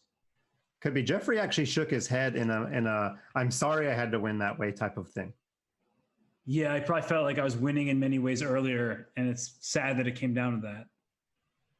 But before that horrible blunder, everybody noticed that that's the exact same rook ending that we had 2 games ago, but it was all about the placement of the rooks. And if the knights had left the board there, that would have been really hard to win because the black rook was behind the pawn. But you can't hold the ending without your rook. Pro tip right there. That is the wisest thing that either of us have said all day. You can't hold it without the rook. If you're trying to hold a rook and pawn ending, do not hang your rook. Pro tip. Although, unless it leads to stalemate. So sometimes you can. That's true. That's true. You seem just totally like baffled by what I said. I don't know what to say anymore. I'm thinking this is going to be like a perfect stonewall after f4, but you got rid of your dark squared bishop. Usually I'm the one making the jokes and you're doing the real chess, but my brain went right to real chess. So for some reason, I won't let it happen again. Look, f4 happened. How dare you? Rook f3 and mate. I used to love playing. I had one of these computers growing up. The one where you actually move the piece computers. I don't know if they still have those. And computers back then were really stupid, and they'd repeat the same line over and over. And I figured out I could beat it with the stonewall because it just let me mate it every single time. So you probably thought you were so smart. I never got to play the stonewall in a real game though. So. I don't know. I save it only for the computers, but I thought rook f3 followed by rook over without trading the f pawn was the way to go. But this is still good. You get to double rooks if you want to. But then rook a2 comes, so you have to be very careful before just going all out on the king side because your queen side is actually just collapsing. Mm-hmm. Whoa! Because now I'd go b3, immediately go b3 and shut down your queen side. Okay, he does his first threatening b takes c3. Actually, I think Jeffrey's black. I think Anton's in huge trouble here. Now, does white play c takes b4 just to make sure his bishop gets to stay where it is? Ugh, such an ugly move to play, but maybe I don't see you have to. Oh, what about b takes c3 and knight e4? Oh, this is painful. Like, what do you do? Yeah, if you put the analysis board, b takes c3, knight e4. I know I'm giving up my bishop on b7, but then I think I can just take on d2 somehow. Maybe it's not quite as powerful as I thought, but c3 is so weak. This looks, but knight c6 is coming from white. Actually, it's kind of a mess. So maybe this is what Anton needs to just stay in this game because... Here's a crazy idea. Can you play knight e4 first with the idea that if the knights trade, then you play b takes c3? Knight e4, maybe there might be some problems with the c4 square. That pawn is hanging in many variations, but... yeah, okay. Well, I don't know, though, because if you start taking things, either your rook or... okay, yeah, I see your point. Yeah.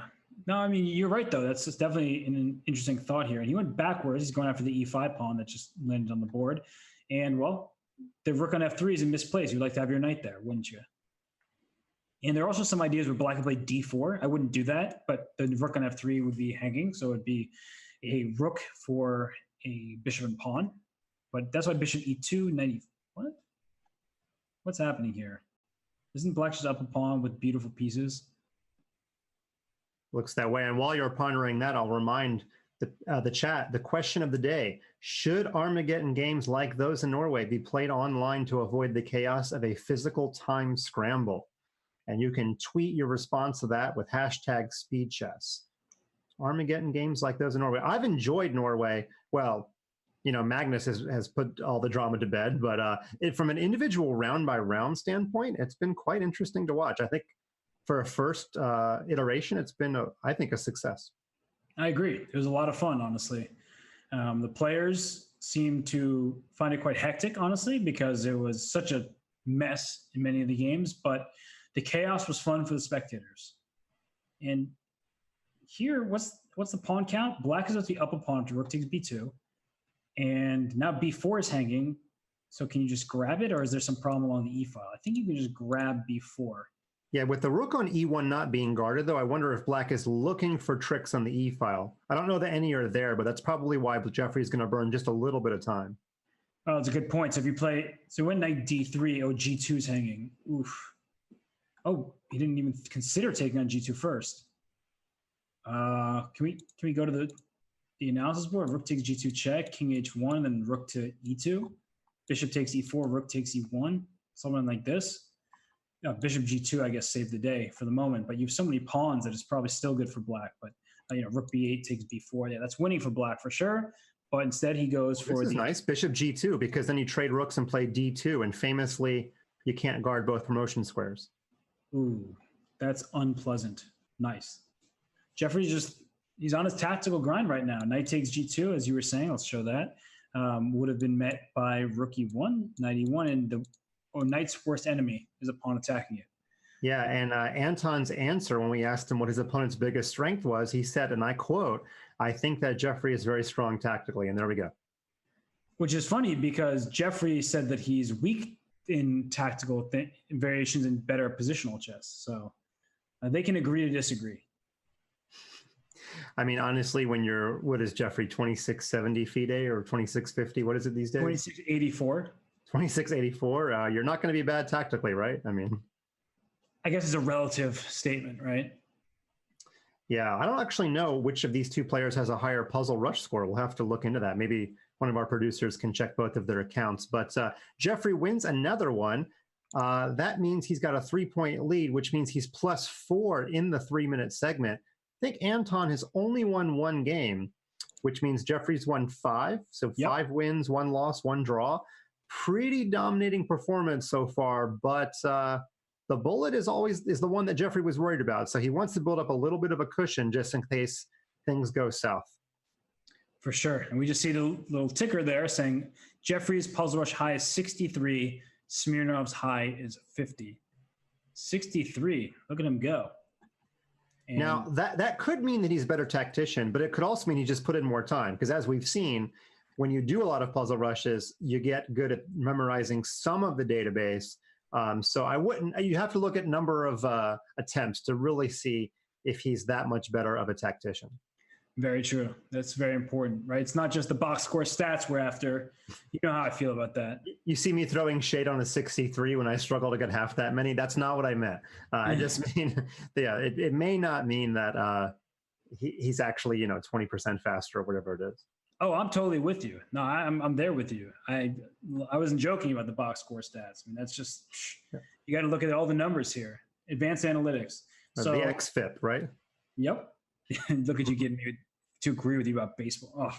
Anyway, we have this position here where white has this sort of Sicilian structure, no C pawn, and black has no D pawn, so it's a reverse Sicilian. And you see these bishops, they're looking pretty good. Bishop on B2 has a stare down with the bishop on G7 through the pawn E5. The bishop on G2 is staring to a brick wall with the B7, bishop F8. Talk about a move I don't think I would ever play.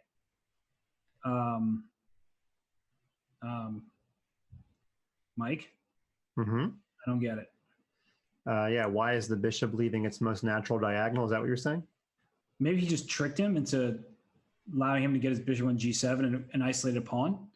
But that seems too clever for... Well, he went back to G7. My theory is he got tired of toggling his king like he did in previous games, and he toggled his bishop just to mix it up a little bit. Yep, and we have more information. Anton has 657 puzzle rush attempts. His average is 24.28, which probably just means he quits very early. Jeffrey has 1,775 attempts and averages 39.21, which means probably sometimes he does quit early or gets them wrong, earlier, but still very, very high average for Jeffrey. And while you were saying that, Jeffrey showed a little bit of consternation. I haven't been focusing on his camera a whole lot, but it's one of the rare moments of grief that I've seen him display. Uh-oh, I don't want to see him grieving. That's sad. Well, I think what he's envisioning is this knight landing on D5 and laughing at white forever. And if you ever take, you could end up in some sort of same bishop color ending where your bishop is the passive one. And he says, forget that. Let's just play D5 now while I have the chance and not end up in that bad bishop ending. Instead, we end up in this interesting endgame where white has the bishop and the passed pawn, but it's an isolated pawn, and black has the blockade going on. Queen f4, of course, is trying to dislodge the queen, but knight e8. Now, I would love to take your queen on f4 and replace my queen with my knight. Knights are the best blockaders, and the reason why the knight is especially good in this particular situation on d6 rather than on f6 is that with my knight on d6, I can maybe poke at c4, but I also stop your king in the endgame from running to the b5 square, because you would love that to happen. And look at Smirnov, just blockading and is better with the black pieces. Yeah, and if you want to know why knights make the best blockaders and queens are traditionally the worst blockaders, go watch the Chess Kid video on blockades. You'll learn exactly why and take the lesson afterward. You might already have some hints, but at least you get reinforcement with many examples. That's the nice thing about Chess Kid is you watch the video, but then you have 10 different positions, all curated by grandmasters, where you have to answer the questions correctly. Okay, so the blockade's been removed, but it's about to be reinforced after knight d6. Yep, can't go d6 yourself because rook d7 just picks up that pawn. Uh-oh, here's knight d6. And I thought maybe you could play bishop c6 in that line you just gave, but that doesn't quite work after rook takes d6. Exactly. And now you've one of those interesting moments. In king f8's a good move because you're forcing your opponent to initiate the trade there. And now the king is coming to d6. And then that pawn on d5 tied to the pawns on f4 and f2. Knight d4 here. Now knight e2 wins the f4 pawn, but you have to watch out for king b5, king takes b6. So now it's an interesting race. And I think knight e2 is good because king b5 was met by knight c3 check, winning the bishop on e4. So he went for f5. Wait, why didn't black go f5? This is maybe he should have thrown it in. When white played d5 earlier, it was one of those, is it a strength, is it a weakness? But now I think it's winding down to being a weakness. Just not that easy to exploit when black's also got some weaknesses on b6, like you mentioned. So knight f4, we meant by, okay, it was knight d4. So he's taking away the b5 square. And I guess the black king can go to e5 just to hang out there for a second. But the problem is your king can't really run into f4, which you would love because then the d pawn starts rolling. So f5 played, bishop to, okay, f4. He can always go king e5, but that has no real next move.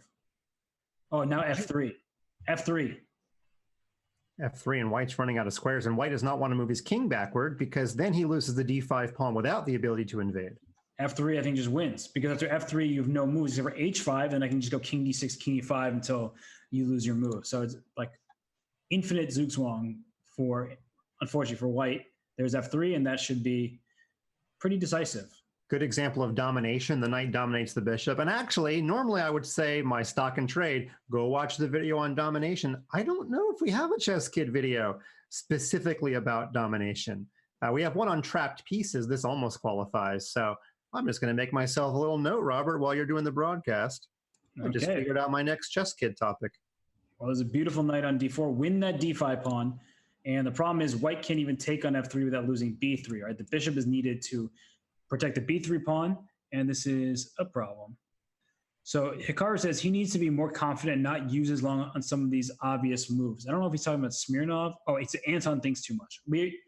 It's funny because earlier we thought Anton didn't think enough at some moments, and now Hikaru's saying he's thinking too much. And I think I agree. In certain moments, you and I talked about this in one of the earlier games of Queen A5 versus Queen D7, a game that he ended up winning, actually. But he spent a lot of time choosing between two seemingly equivalent options.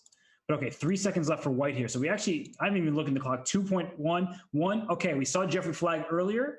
He's going to try not to flag this one, but unfortunately for him, his H pawn starts to roll as well. King G5. Now knight takes F5. Free pawn. Game over. You can just start pushing this H pawn. Ooh, C4. If you take knight D6 check, wins the bishop, and Jeffery loses on time once again in dead loss position. Yeah. Anton's never really even come close to losing on time, but Jeffrey's 3 losses on time have really been 3 losses on the board where he's chosen to let his flag fall. But Anton gets the margin back to 2. We are at the 6.5-minute mark, which means it is very likely this is not the final 3-minute game, although it could be if the game lasts into the 50 move mark or so and both players exhaust all their time. So we shall see. It looks like if I'm Anton, I'm not that eager to play many more 3-minute games, judging on how things have been going. But at the same time, when you're behind in a match, you do generally want more games. So he won't be thinking about that. He'll just be thinking about the objective moves in this game. And here we have this idea where if you play knight takes, pawn takes, queen takes, we have the Noah's Ark track, c5, c4, winning the bishop. Yep. I've won some games like this in Blitz before, that's for sure, where there goes the pawn trapping this poor bishop on b3, and instead c3, bishop b7. This is actually a very dangerous line, and I'm surprised that Jeffrey's playing it because he's up 2 games in the match, and this is what you were saying about, well, maybe Anton wants to get out of this 3-minute segment because Jeffrey's won 3 more games in it, but at the same time, Anton just won that game. He should have some more confidence. He's playing pretty well. And when you play into this line, okay, actually, I really don't like that white is spending so much time here because you're entering a position that is going to get very tactical. And if you don't have the time to calculate it, then that could be an issue. Okay, bishop e7. Now I can defend this pawn on e4 in many different ways. He went knight d2. And what black is eventually going to play for c5. And then maybe the worst is behind him. Somebody in the chat has, I think, made a formula to explain me, which is Cage, I assume that's Nicholas, Nielsen, I assume that's Leslie Nielsen, and James Cromwell. I think you just opened the door to all Naked Gun quotes. I love the smell of raw sewage in the morning, Robert. Such a ridiculous assortment of people. Yeah, yeah. Which part of James Cromwell do you think you are? I really have no idea. There's too much going on in that whole concoction. Yeah, I really have no idea. Maybe the artist? I don't know. I can't come up with it right now. Let's have our viewers comment on Hikaru's comment, which is, as the in-house moneymaker, I guess you can actually, Bitcoin Hikaru your bet. He says, my guess is Anton needs to be down 2 points or less going into bullet to have a chance. So what about the chat? Do you guys agree with that? Does he need to be within 2 points, or could he come back from a larger margin than 2? I wonder. That's a good question. I feel like he needs to stay within 2, but right now his position is not looking so great. The e-pawn looks overextended, right? 2 black pieces are aiming right at it. C4 would be too soon with the knight coming to d4, so you don't want to allow that. But what if I just keep teaming up on this pawn? Am I going to fall victim to some bishop h7 check with queen takes f7? Oh, yeah, thought about that. Then you're going to play e6 and rook e5 and stuff like that. Whoa. Well, wait a minute. Bishop d6. Somehow there's an h7 idea where you check with your... No? Because it's still pinned. That's the big thing here, is the pawn is pinned. It feels so close. This is like maybe just missing. Right, because queen f5, you have g6 hitting my queen and stopping the mating attack on h7. So I can't do that. I just lose my e-pawn. And what else can white do here? I think when we go quiet, it's not because there's a lack of things to think about or talk about. It's because we're really trying to make things work. I thought about this exchange sack, but I didn't know why I would do it. Maybe he thought the exchange sack was better than just dropping the e-pawn, though. Probably. Kind of reeks of desperation. What did you do with queen e8 to just defend this rook here? Seems pretty good, just to keep everything nice and tidy. Yeah, also extra support on f7 just to further discourage the bishop takes h7 stuff. He played it. Nice call. Yeah, because queen e2 check is also going to be, or rook e2, whichever, hitting the c2 bishop is going to be a big pain. If you play me like bishop e3, then I just take on a1 and force your knight back to this really passive square.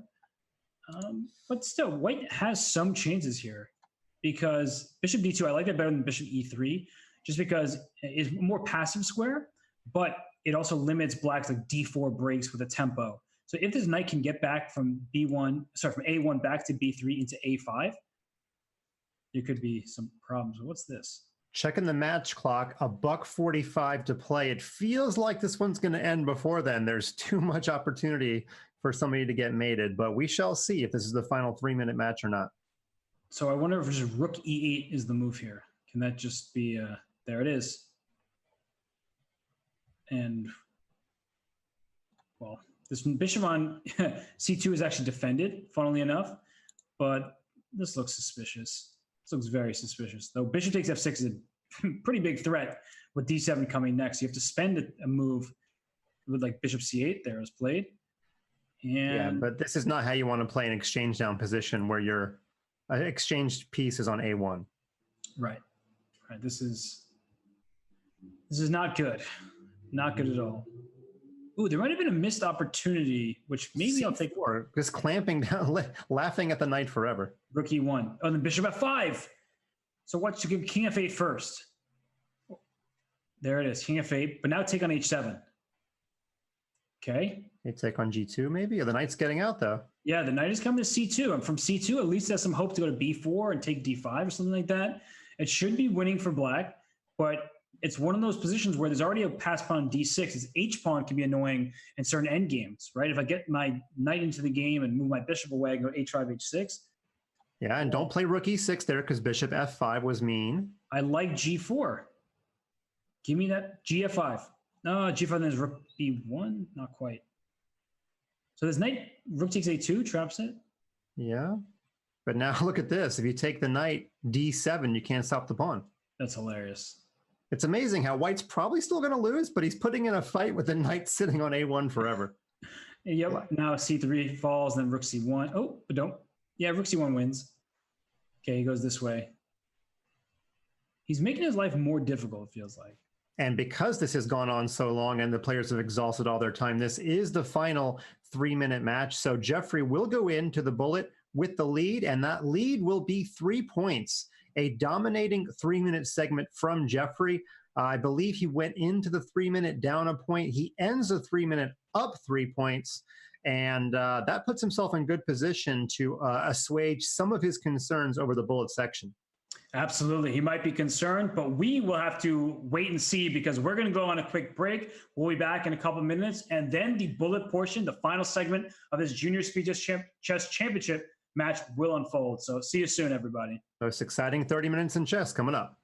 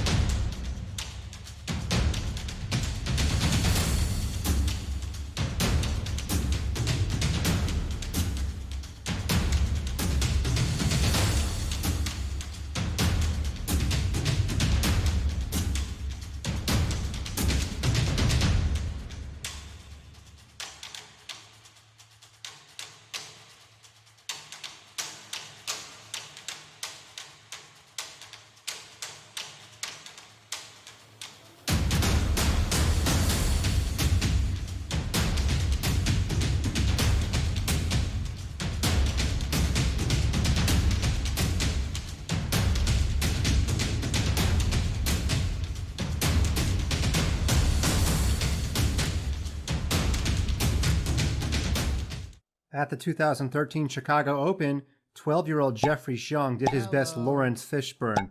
You came to hustle the hustler? What do I mean by that? Well, he got to show his attacking prowess against one of the legendary attackers of all time, Alexander Shabalov. Playing black, Jeffery, not even a teenager, found rook takes e2. Now, other moves win like knight to e4, but rook takes e2 is the most electric, and that's what's going to make a great chess kid video. Okay, if you don't take the rook, all kinds of discovered attacks are coming along this deadly diagonal. So after Shabalov took, we had pawn to c2, and it's not that easy to stop the pawn. This rook is pinned. That's actually going to be a major theme of what's going on. So White has to use his best piece to blockade. And if you watch the Chess Kid video on blockading, we know you don't want your queen being the blockader. But anyway, queen c1 was the only choice. Okay, now the knight's going to enter, but knight to e4, the knight will just get traded off. The knight is much more powerful on g4. And it's actually not knight takes h2 that's the threat. In fact, remember, this rook is pinned. So if the rook is pinned, that means that queen f2 mate is coming up. Not that easy to stop. Now, king e1 was the choice. We'll look at that in just a minute. The only other option really is knight to e3, but Jeffery could have captured the knight either way. The computer is actually particularly cruel and wants to capture with the queen and gives the line queen takes, knight takes, and of course the pawn's going to promote. But wait, the cruelty doesn't end, because when the king moves, we actually give check again. The king wants to keep on guarding the rook, of course. And when the king moves, what do? Well, we give check again, and when the king moves, what does the computer want to do? Check again, and when the king moves, we finally promote, right? Nope, we take the rook with check, and only then do we promote. Okay, of course, this wasn't really needed, but it just goes to show how futile White's position was. But going back to the game, after knight to g4, with the mate threat on f2 coming up, Shabalov chose king to e1, but then we had queen to c3 check. Okay, king's got to go to f1. Again, if you block with your queen, then the blockade is removed. I'll promote getting two queens, and actually, that'd be mate on the spot, wouldn't it? Let's just make sure of that. Queen d2, promotion to rook. Yeah, that works too. That's mate. Okay, so anyway, after queen c3 check, the only other choice really is to move the king. I don't think rook to d2 gets you anywhere. Mate in 5 after queen e5. Okay, so instead, king to f1. And after queen to d3, it was time to call it a day, because there's no really reasonable way to stop queen takes rook. Neither your knight nor your bishop can guard the rook and be in safety himself. Jeffery said he chose this game because he loved his attacking style, and he loved that he was able to beat a legendary attacker using a taste of his own medicine. Let's see if he's able to get as many U.S. titles as Shabalov. He sure will be on his way if he sticks with it.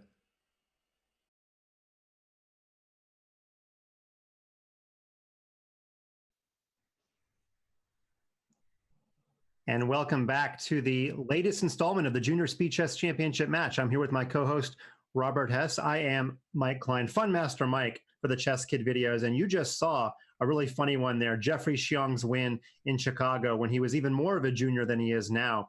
And I want to give a shout out. A lot of people love our animations, which I completely agree with. Our animator is Nasser, lives in Pakistan, showing that we're a completely multicultural workforce over Chess.com and Chess Kid. But those are really great. And we did some special animated videos just for the Junior Speed Chess Championship. But you can check out Chess Kid for the full gamut of 800 of those videos, which offer a really fun way to learn one really great idea. Robert, we didn't get a chance to learn this way when we were growing up. We had to use things called books, right? Yeah, but that assumed that you read books. So that's, we'll pretend I did. But no, I mean, on a serious note, of course, so we didn't have the access to those amazing animations. The throwing the towel one is definitely my favorite. That was awesome. So cool stuff. And a funny story, I had a decent chess library growing up, but I wasn't a very good student. And my chess coach would come over and look at my library and see that all my books were in pristine condition. And he would say, you know, Mike, these books should have, like, you know, bent edges and ruffled corners. And, you know, but what he meant was they should be used for their intended purpose. But what I would do is I would just bend the corners and stuff. Make them look well read. Yeah, he told me that's what books are supposed to look like when they're used. So, all right, we are off. A 3-point lead for Jeffery Xiong going to the bullet. Hikaru said that Anton needed to get the lead down to 2 or less. We will see if that prediction is right. And Robert, we've got ourselves another Slav. And I like what Smirnov is doing, because he knows that he has to win. He shouldn't try to win at all costs this early. It's only 3 games. They have 30 minutes of the bullet section. And so you have plenty of time to work with. So he will play adventurous lines, but he doesn't have to go all out too quickly. But right now, knight on b3 is excellent, Mike, because it makes c5 much more difficult, and bishop b5 is a nice reaction to c5, saying, your king's still on e8. What are you doing? One thing working against Anton is I cannot recall a string of games that he's been able to put together, and he needs a run. You can't just have a win here and a win there. Maybe he's won 2 in a row at some point, although I'm still having trouble even recalling that. But he's going to need a streak, and no time like the present. He needs to start getting going here. This is at least a new variation of the Slav that we haven't seen before. Right. And why do I want to play e5? I want to play e5, Robert. Yeah, but e5 does free up the d5 square for the knight, so it's definitely a very good aggressive plan to work with, but unfortunately that d5 square seems very valuable. And well, the worst seems to be behind black. The e4 pawn now is definitely under attack, so if you go to e5, I still go knight d5, and now can I just scoop up this pawn on e4 and say, I know you're getting your knight into c6, good for you, and that's what he does.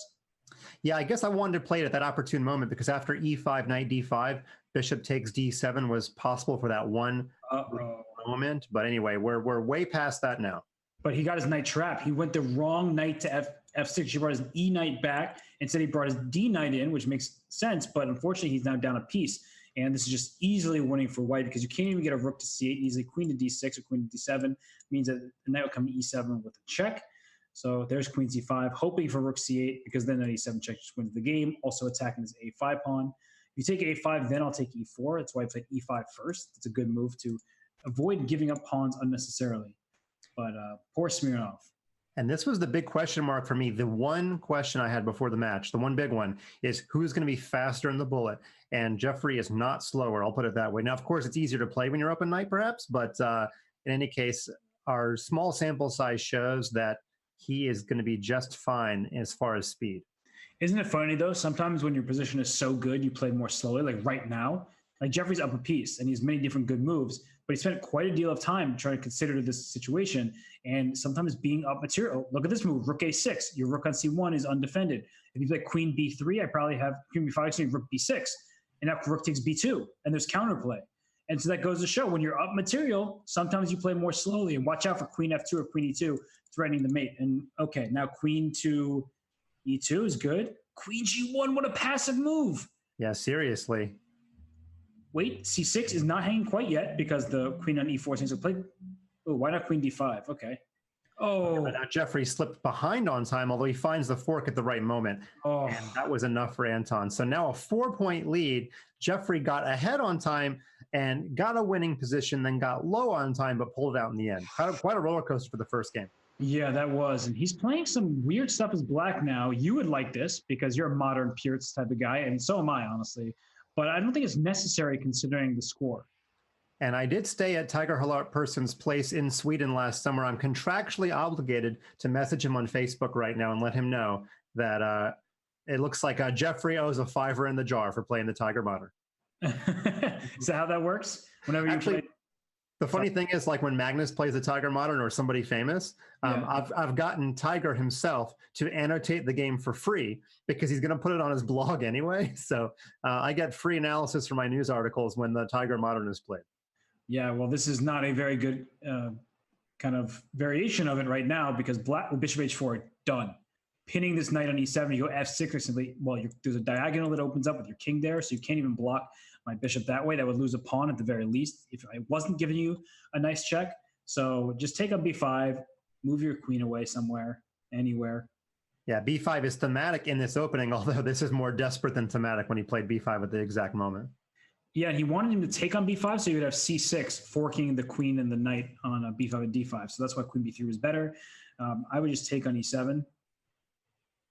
And there he goes. But watch out for the dark squares, right? Queen h4, queen g3, and yeah, I'm not sure cashing in for the exchange was the right moment to do it. Yeah, that probably wasn't the right moment to do it. But the king is safe. Oh gosh, king is. No. You lose all your pawns now. The king at least gets to run to d3, but you can take g2 and h3. And Mike, look at the time situation. We've talked about this many times.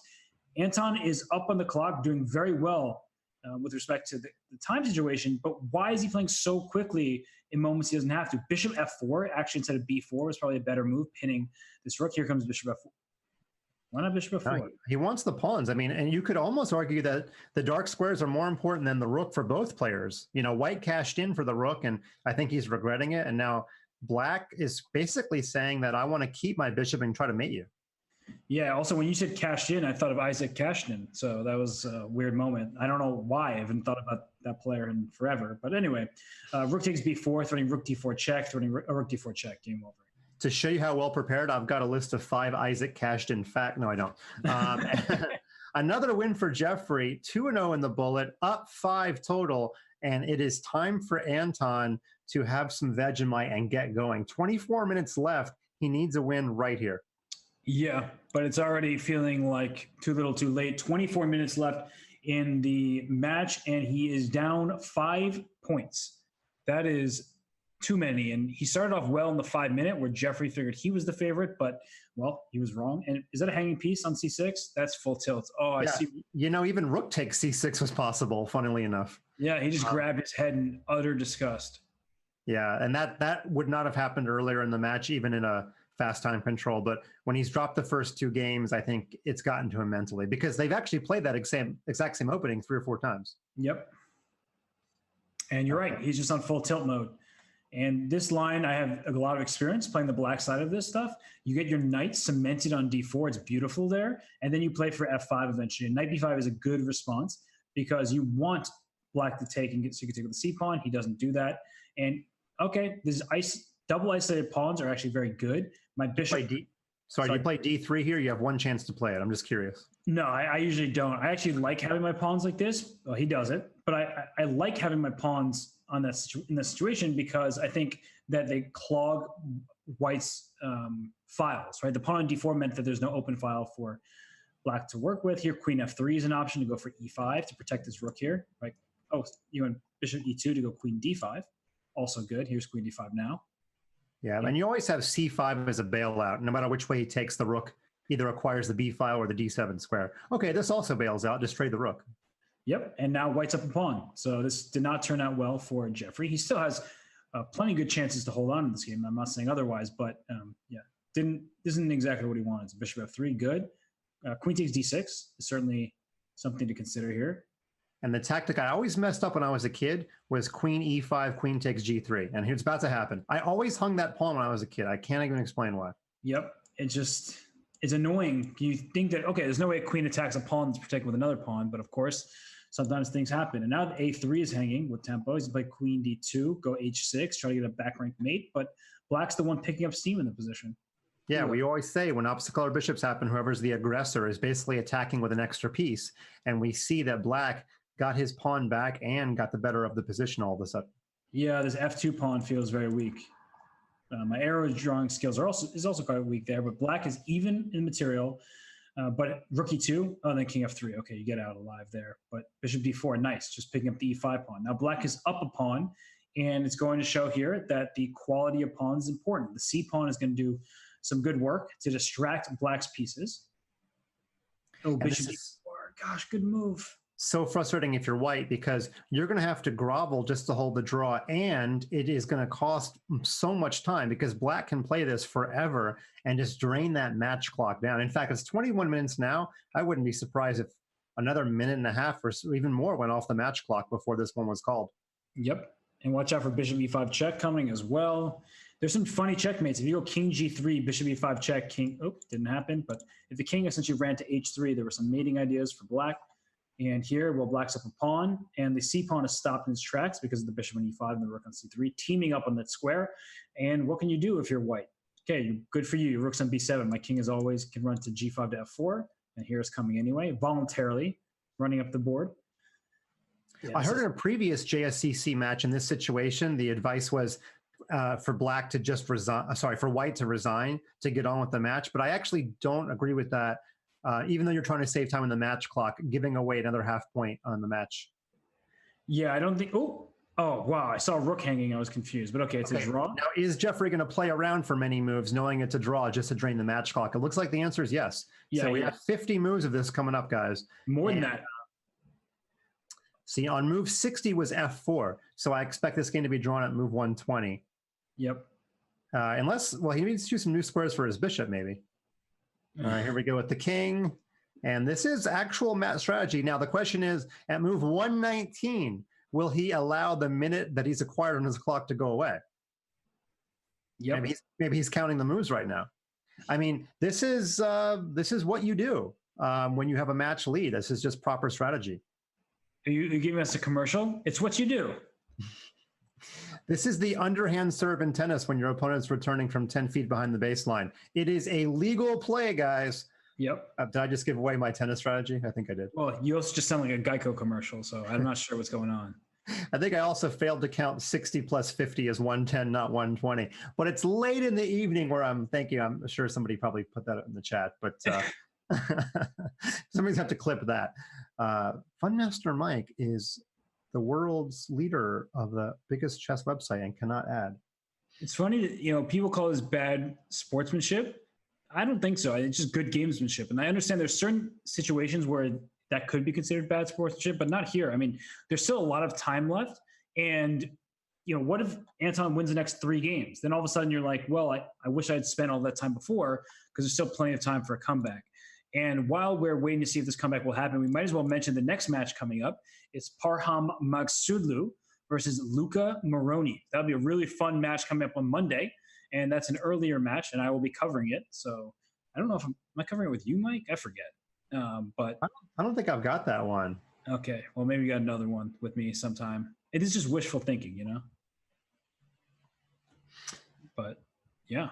Yeah, this always happens in the chat where we get this disagreement of whether or not what Jeffrey just did there was copacetic or not. But how to avoid it? I mean, what are we supposed to jump in and arbitrate the draw? I don't think that'd be terribly fair. So yeah, it's just part of the way that a 3-hour match works. Yep. I think it's totally clean. There's no problem with it. I think people, I understand why it looks bad, but okay, you got to do it. And right now, Smirnov up a pawn, trying to trade some pieces. And now the thing is, he needs to win quickly, right? Because even if he wins this game, it'll be cutting the deficit to 5 points, which is still a ton. Oh, is H6 going down? No, let's go Queen E6 back, I guess. You got to do it. And this is looking bad, though, Mike. Looking bad and worse by the second here, because there's not enough time left to mount a comeback. Yeah, and the annoying thing really is that this match is way closer than a 6-point advantage. 6 point is, not blowout territory, but convincing win territory, and it hasn't really been convincing until the last 20 minutes. Yep, and I see people talking in the chat here about the problem is the rules. In basketball, you can at least give a foul to stop the clock. In this, there's literally no defense against it. I think people have a problem with the basketball rules. Like, it's super annoying that the fouls prolong the game so much. So yeah, it's fine. Hack-a-Shack was so awesome, right? So fun to watch. Oh, the best, right? But yeah, this situation is getting good for Smirnov.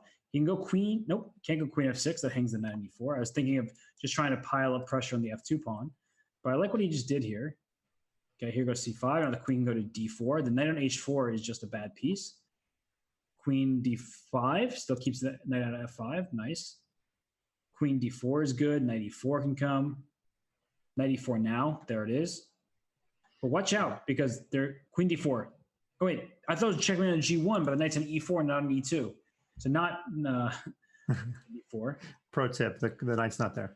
Uh-oh, queen g3 check is coming. And then queen e1 check, and then take everything. Okay, so queen e1. Oh, it wins the queen. Queen e1 check, king h2, g3. Oh, he missed a win of a queen. But this is still winning. But he could have won a queen. g3 earlier would have won. This still wins, of course. And yeah, and now Jeffrey, again, showing math strategy even on the losing end to play it out for a couple more moves. Yep. As long as you can. Absolutely. And, well, here comes the mate. Knight f3, queen g1, unstoppable.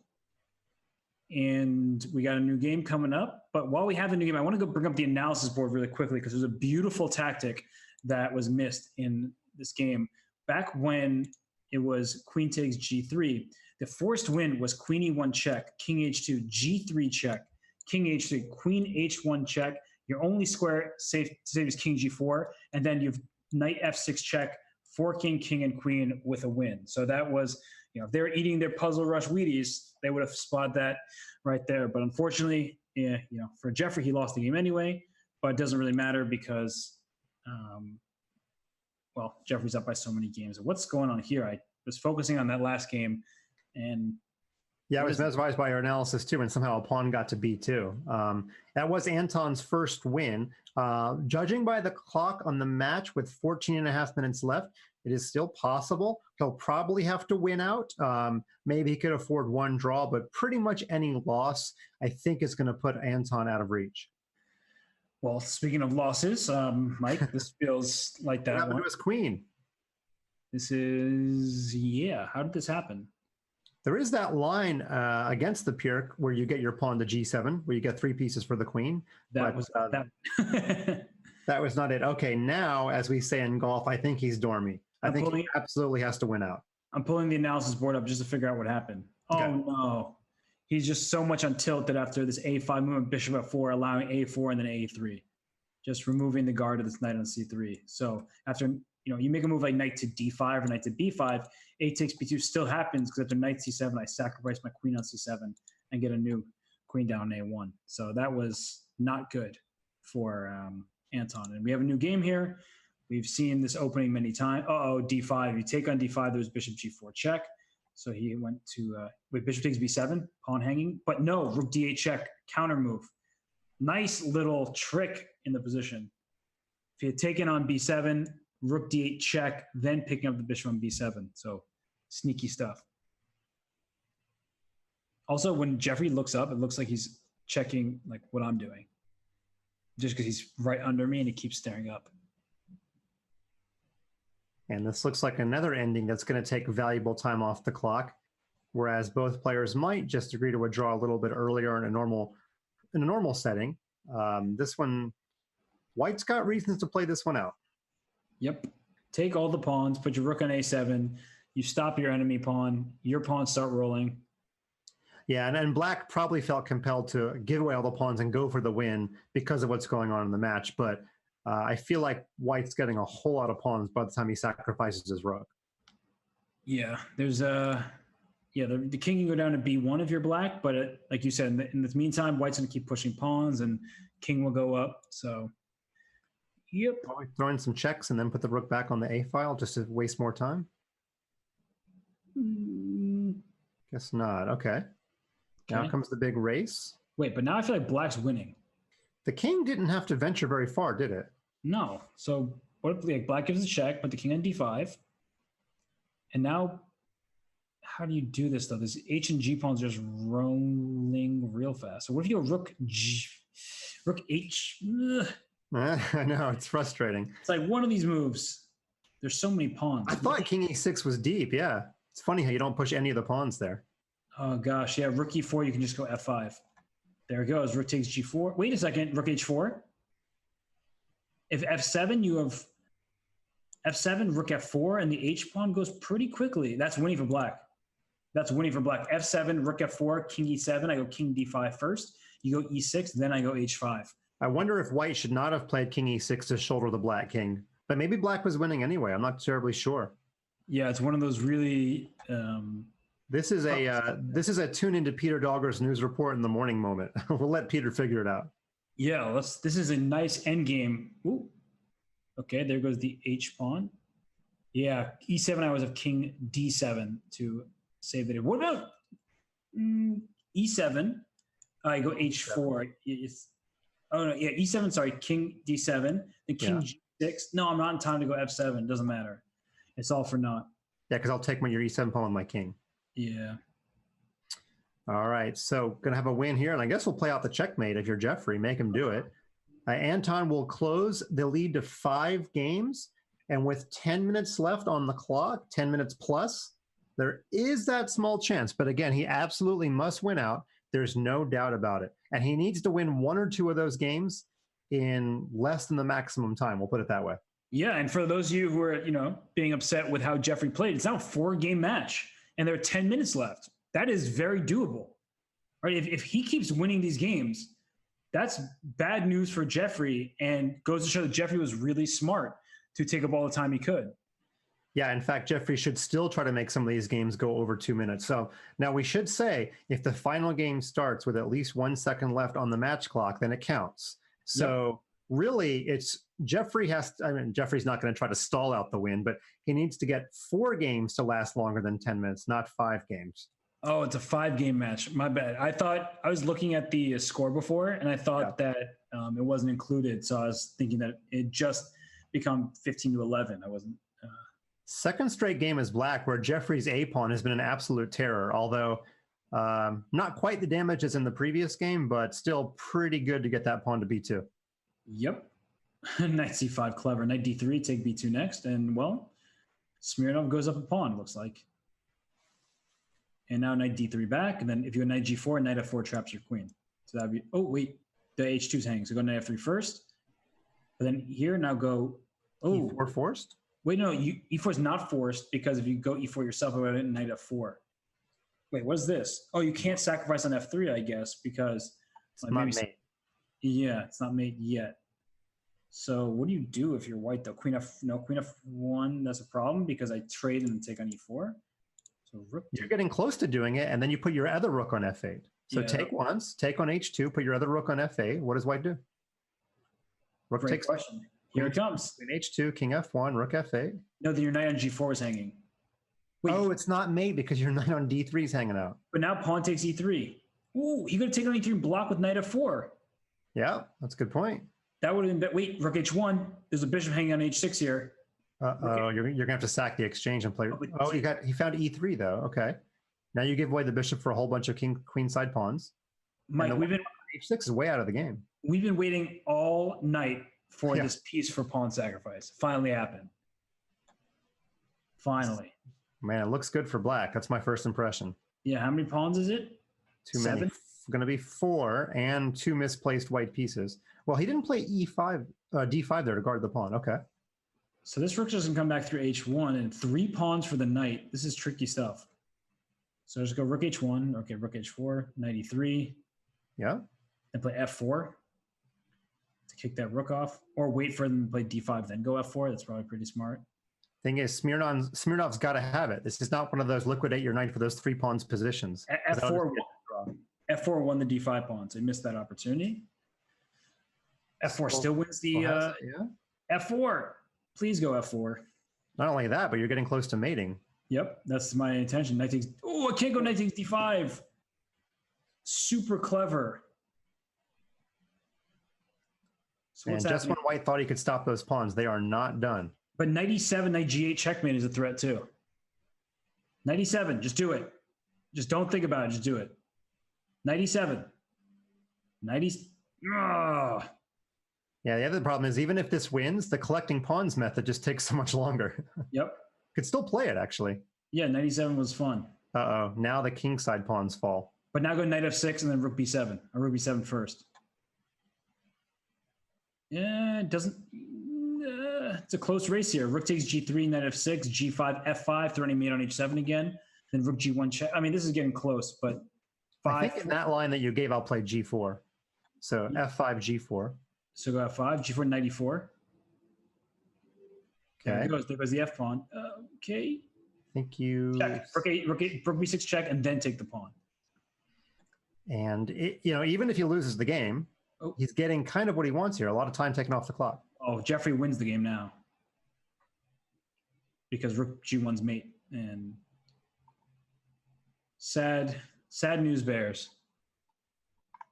Yeah, and that one will ice it because now Jeffrey has gone up 6 with only 6 minutes left, and that means mathematically there is, well, we can pretty much say it.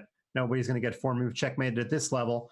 So Jeffrey will likely move on to round 2. Now they're playing for money because the split of part of the prize money depends on the final score. And with the Aussie dollar not doing too well right now, Robert, I hope Anton gets a few back.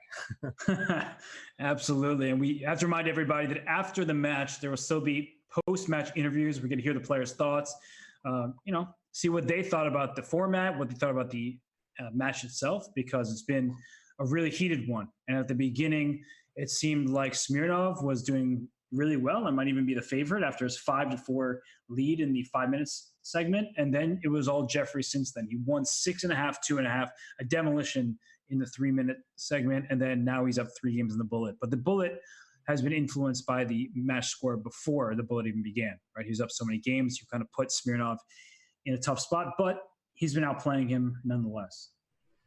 Yeah, and you could sense a little bit of frustration with Smirnov. If you recall, after he dropped a couple of those opening bullet games, he just gave one game away on move number 8 or 9, and uncharacteristic as compared to how he played the rest of the match. He just hung his queen. Yeah, anyway. Right when I was talking about that. And it looks like Jeffery could scare the 3,000 level on bullet if he keeps this up. Yeah. Jeffery keeps on winning. So it's funny, this d4, b5 stuff, you would think, oh, playing b5 on the first move is disrespectful. Okay, now it's getting into that territory of G3, H4. This is just coffee house chess. H3 forced. Yep, here we go. H3. H2, naturally. Okay. But now, how do you get rid of your own pawn on the H file? The classic conundrum. Right, just throw it off the board. F5. Whoa, this is actually getting really cool. At some point, yeah, I guess he's got to just move his knight away now. He can try for F5 still, but now the bishop is well placed. Black is down how many pawns? Uh-oh. Okay. Ooh, knight's coming to D6 with hurt. Okay, so Anton saving some respect here by rightly punishing this profligate play. Yep. And there have been many games where Jeffrey's had the black pieces, where his pawn has gotten to weird places. The pawn was on B2 in a couple of games, really early in the game, and this pawn got to H2 in this one. Wait, isn't black still totally alive here? But watch out for knight F6 check, just, oof. Yeah, rook B8's good. If knight F6, you take with a knight, but bishop F8. So F7 is hanging, it looks like. The rook on F3 covers everything. Okay, other knight to D6. Okay, that knight to D6, I would have chosen the other one, but who's to say with only a little bit of seconds left. The record for most games in the JSCC is actually 28. And the very first one, that exciting one-game win for Van Foreest over Tari. And we're actually at 27. We're playing our 28th game. Funnily enough, when Hikaru joined the chat early on, he said there weren't that many games taking place in the 5-minute segment. But I guess they've more than made up for that in the 3 and in the 1-minute segment. I've actually thought most of the games have gone on quite a while. So I'm surprised to look here and see we're on an almost record-setting pace. Yeah, for sure. And right now, another blunder by Smirnov. Unless that pawn is queening, but knight F2 check is going to be annoying because that blocks the F file. So rook B3, I think, is his intention on knight F2 check.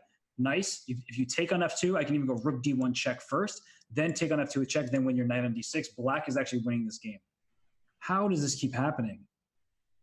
Yeah, this will be a record for the JSCC number of games because minute and a half on the match clock. I don't expect this game to last 90 more seconds.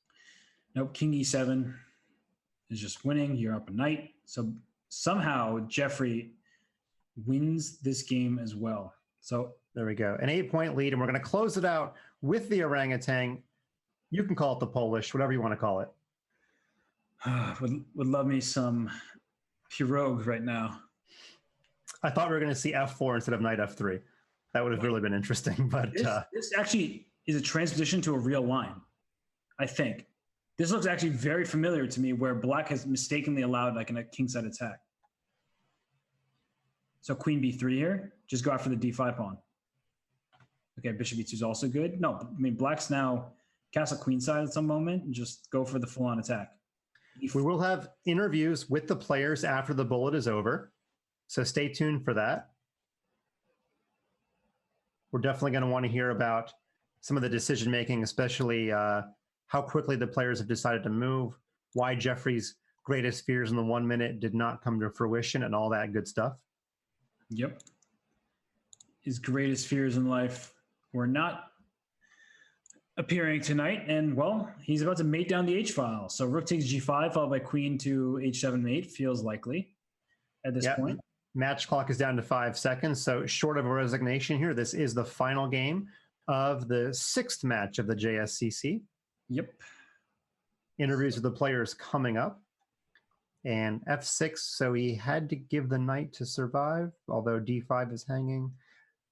He might just go knight takes f6 check so that he takes g6 or g5 next. I mean, if knight f6, oh, wow. What a move. Just, well, let's go be calm and move backwards. I guess the knight and g6 is nowhere to go. What a world. As Bear said. Oh, queen takes knight, knight takes f6 mate. No, it's not mate, but you win the queen. Sorry. Yes, but queen d5 is super nice there. Nice. What? He missed it, Mike. He's enjoying his position too much. He doesn't want to liquidate. No, but that was super nice with the tactic here. But yeah, but maybe he's convinced that there's a mate, and maybe he's not wrong. I mean, rook h4, and if you go queen f7, then rook h8 check. Or it's just going for a draw. No, d5 knight's hanging now. Yikes. Knight c5 check. Oh, the king d6. You don't lose a knight yet.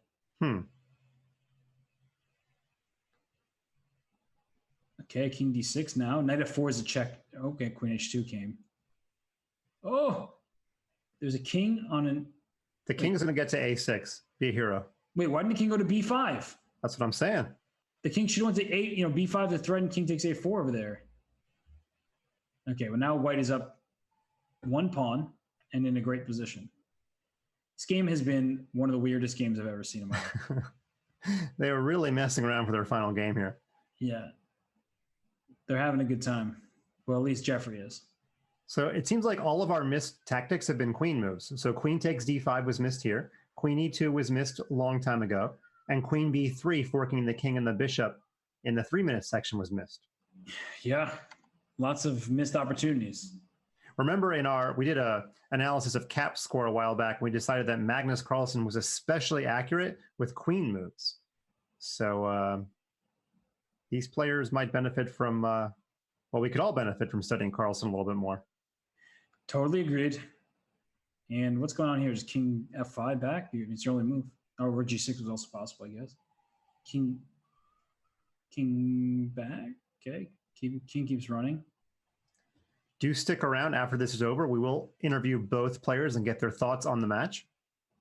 Yep. We will hear from both players, and it'll be interesting to know how Jeffrey is feeling heading into the quarterfinals, because that's where he's on to next. That's right. And I'm sure I have the bracket somewhere, and I'm sure I can't find it. So who is he playing in the quarters? He faces the winner of Benjamin Gladura and Wonder Liang. So he doesn't know who he's playing yet. I forgot who it was, but in one of the early matches, I asked the players, out of all the JSCC players, who's got the best chance to be world champion someday? And one of the players said Gladura. Interesting. But I forget who, so not much of a trivia question. Maybe it was Gladura who said it. No, you couldn't pick yourself. All right, there we go. Jeffrey finally closes it out in slightly mundane fashion, but he gets the job done. Pretty commanding 19-10 win. Now, he was a 65% favorite to win the match. He wins almost 65% of the games. We're going to go to commercial very quickly and come right back to the players with interviews. We want to hear all about their match, so please stick around while we get the interviews set up and we hear from the players themselves.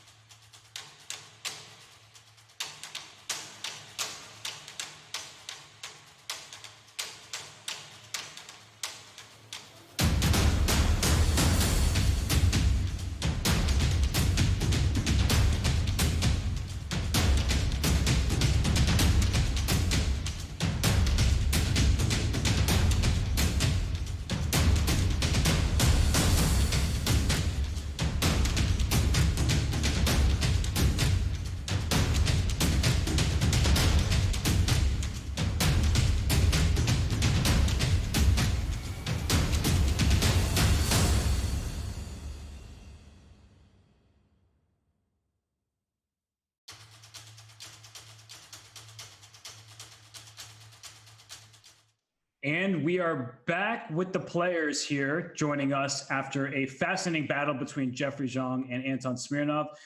Jeffery, congratulations. Anton, unfortunately, the match didn't go your way. But Jeffery, let's start with you. What did you think about the match format, and how do you feel like you played overall? Well, actually, from the beginning, I thought I played quite well. The issue was I was moving slower than a snail. So once I sped it up, things became better. Yeah, and Jeffery, continuing on that point, you were behind on the clock in almost all the 5-minute games, but in the first couple 3-minute games, which you scored well in, you came out of the gate flying on the clock. Did you mentally adjust during the break, telling yourself to play faster? Yeah, exactly. I use this break to adjust. But I should say that the first game may have been the turning point of the match, of the 3-minute, I mean, because okay, he was up a pawn, clean pawn with 2 bishops. So if he just finishes that one off, it's very difficult for me to come back, I think. Yeah, absolutely. And Anton, after the 5-minute portion, you were out to a 1-game lead. Did you feel like your chances were pretty good at that point to beat Jeffery in the match?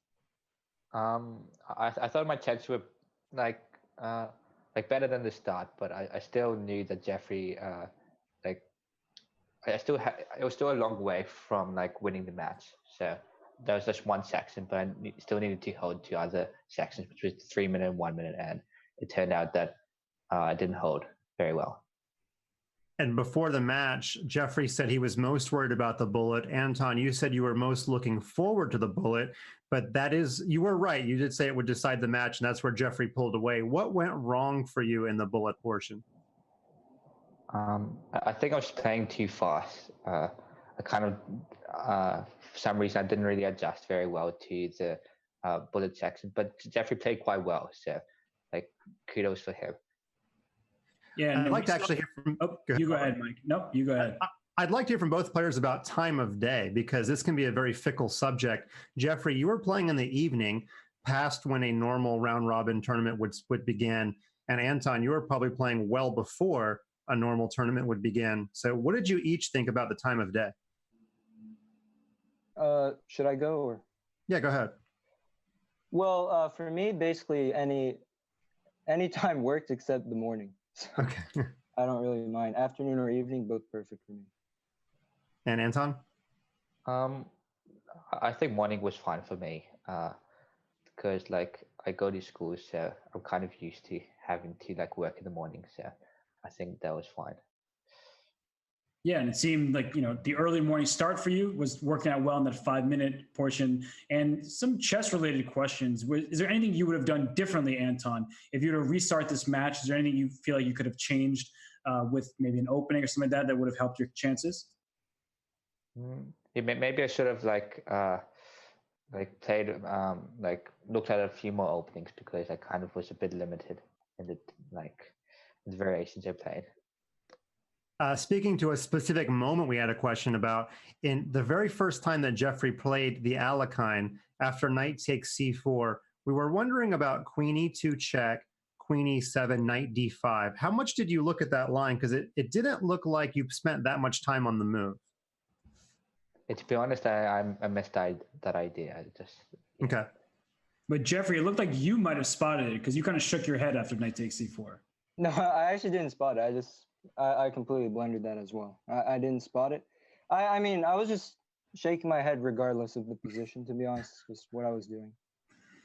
Gotcha. Well, looking forward, Jeffery, you will play the winner of the match between Benjamin Gladura and Awonder Liang. First, do you have any thoughts about that matchup? And second, who would you rather face in the quarterfinal? Yeah, it'll be very interesting. Both tough players. I think they've actually met before. I'm not sure about Benjamin's background, because he came to St. Louis before, but I don't know if he's studying there or if he went back to Hungary. But anyway, I'll definitely be cheering for Wander, mainly because I think it would be very cool for all Americans to advance first round. And but I look forward to playing either one of them.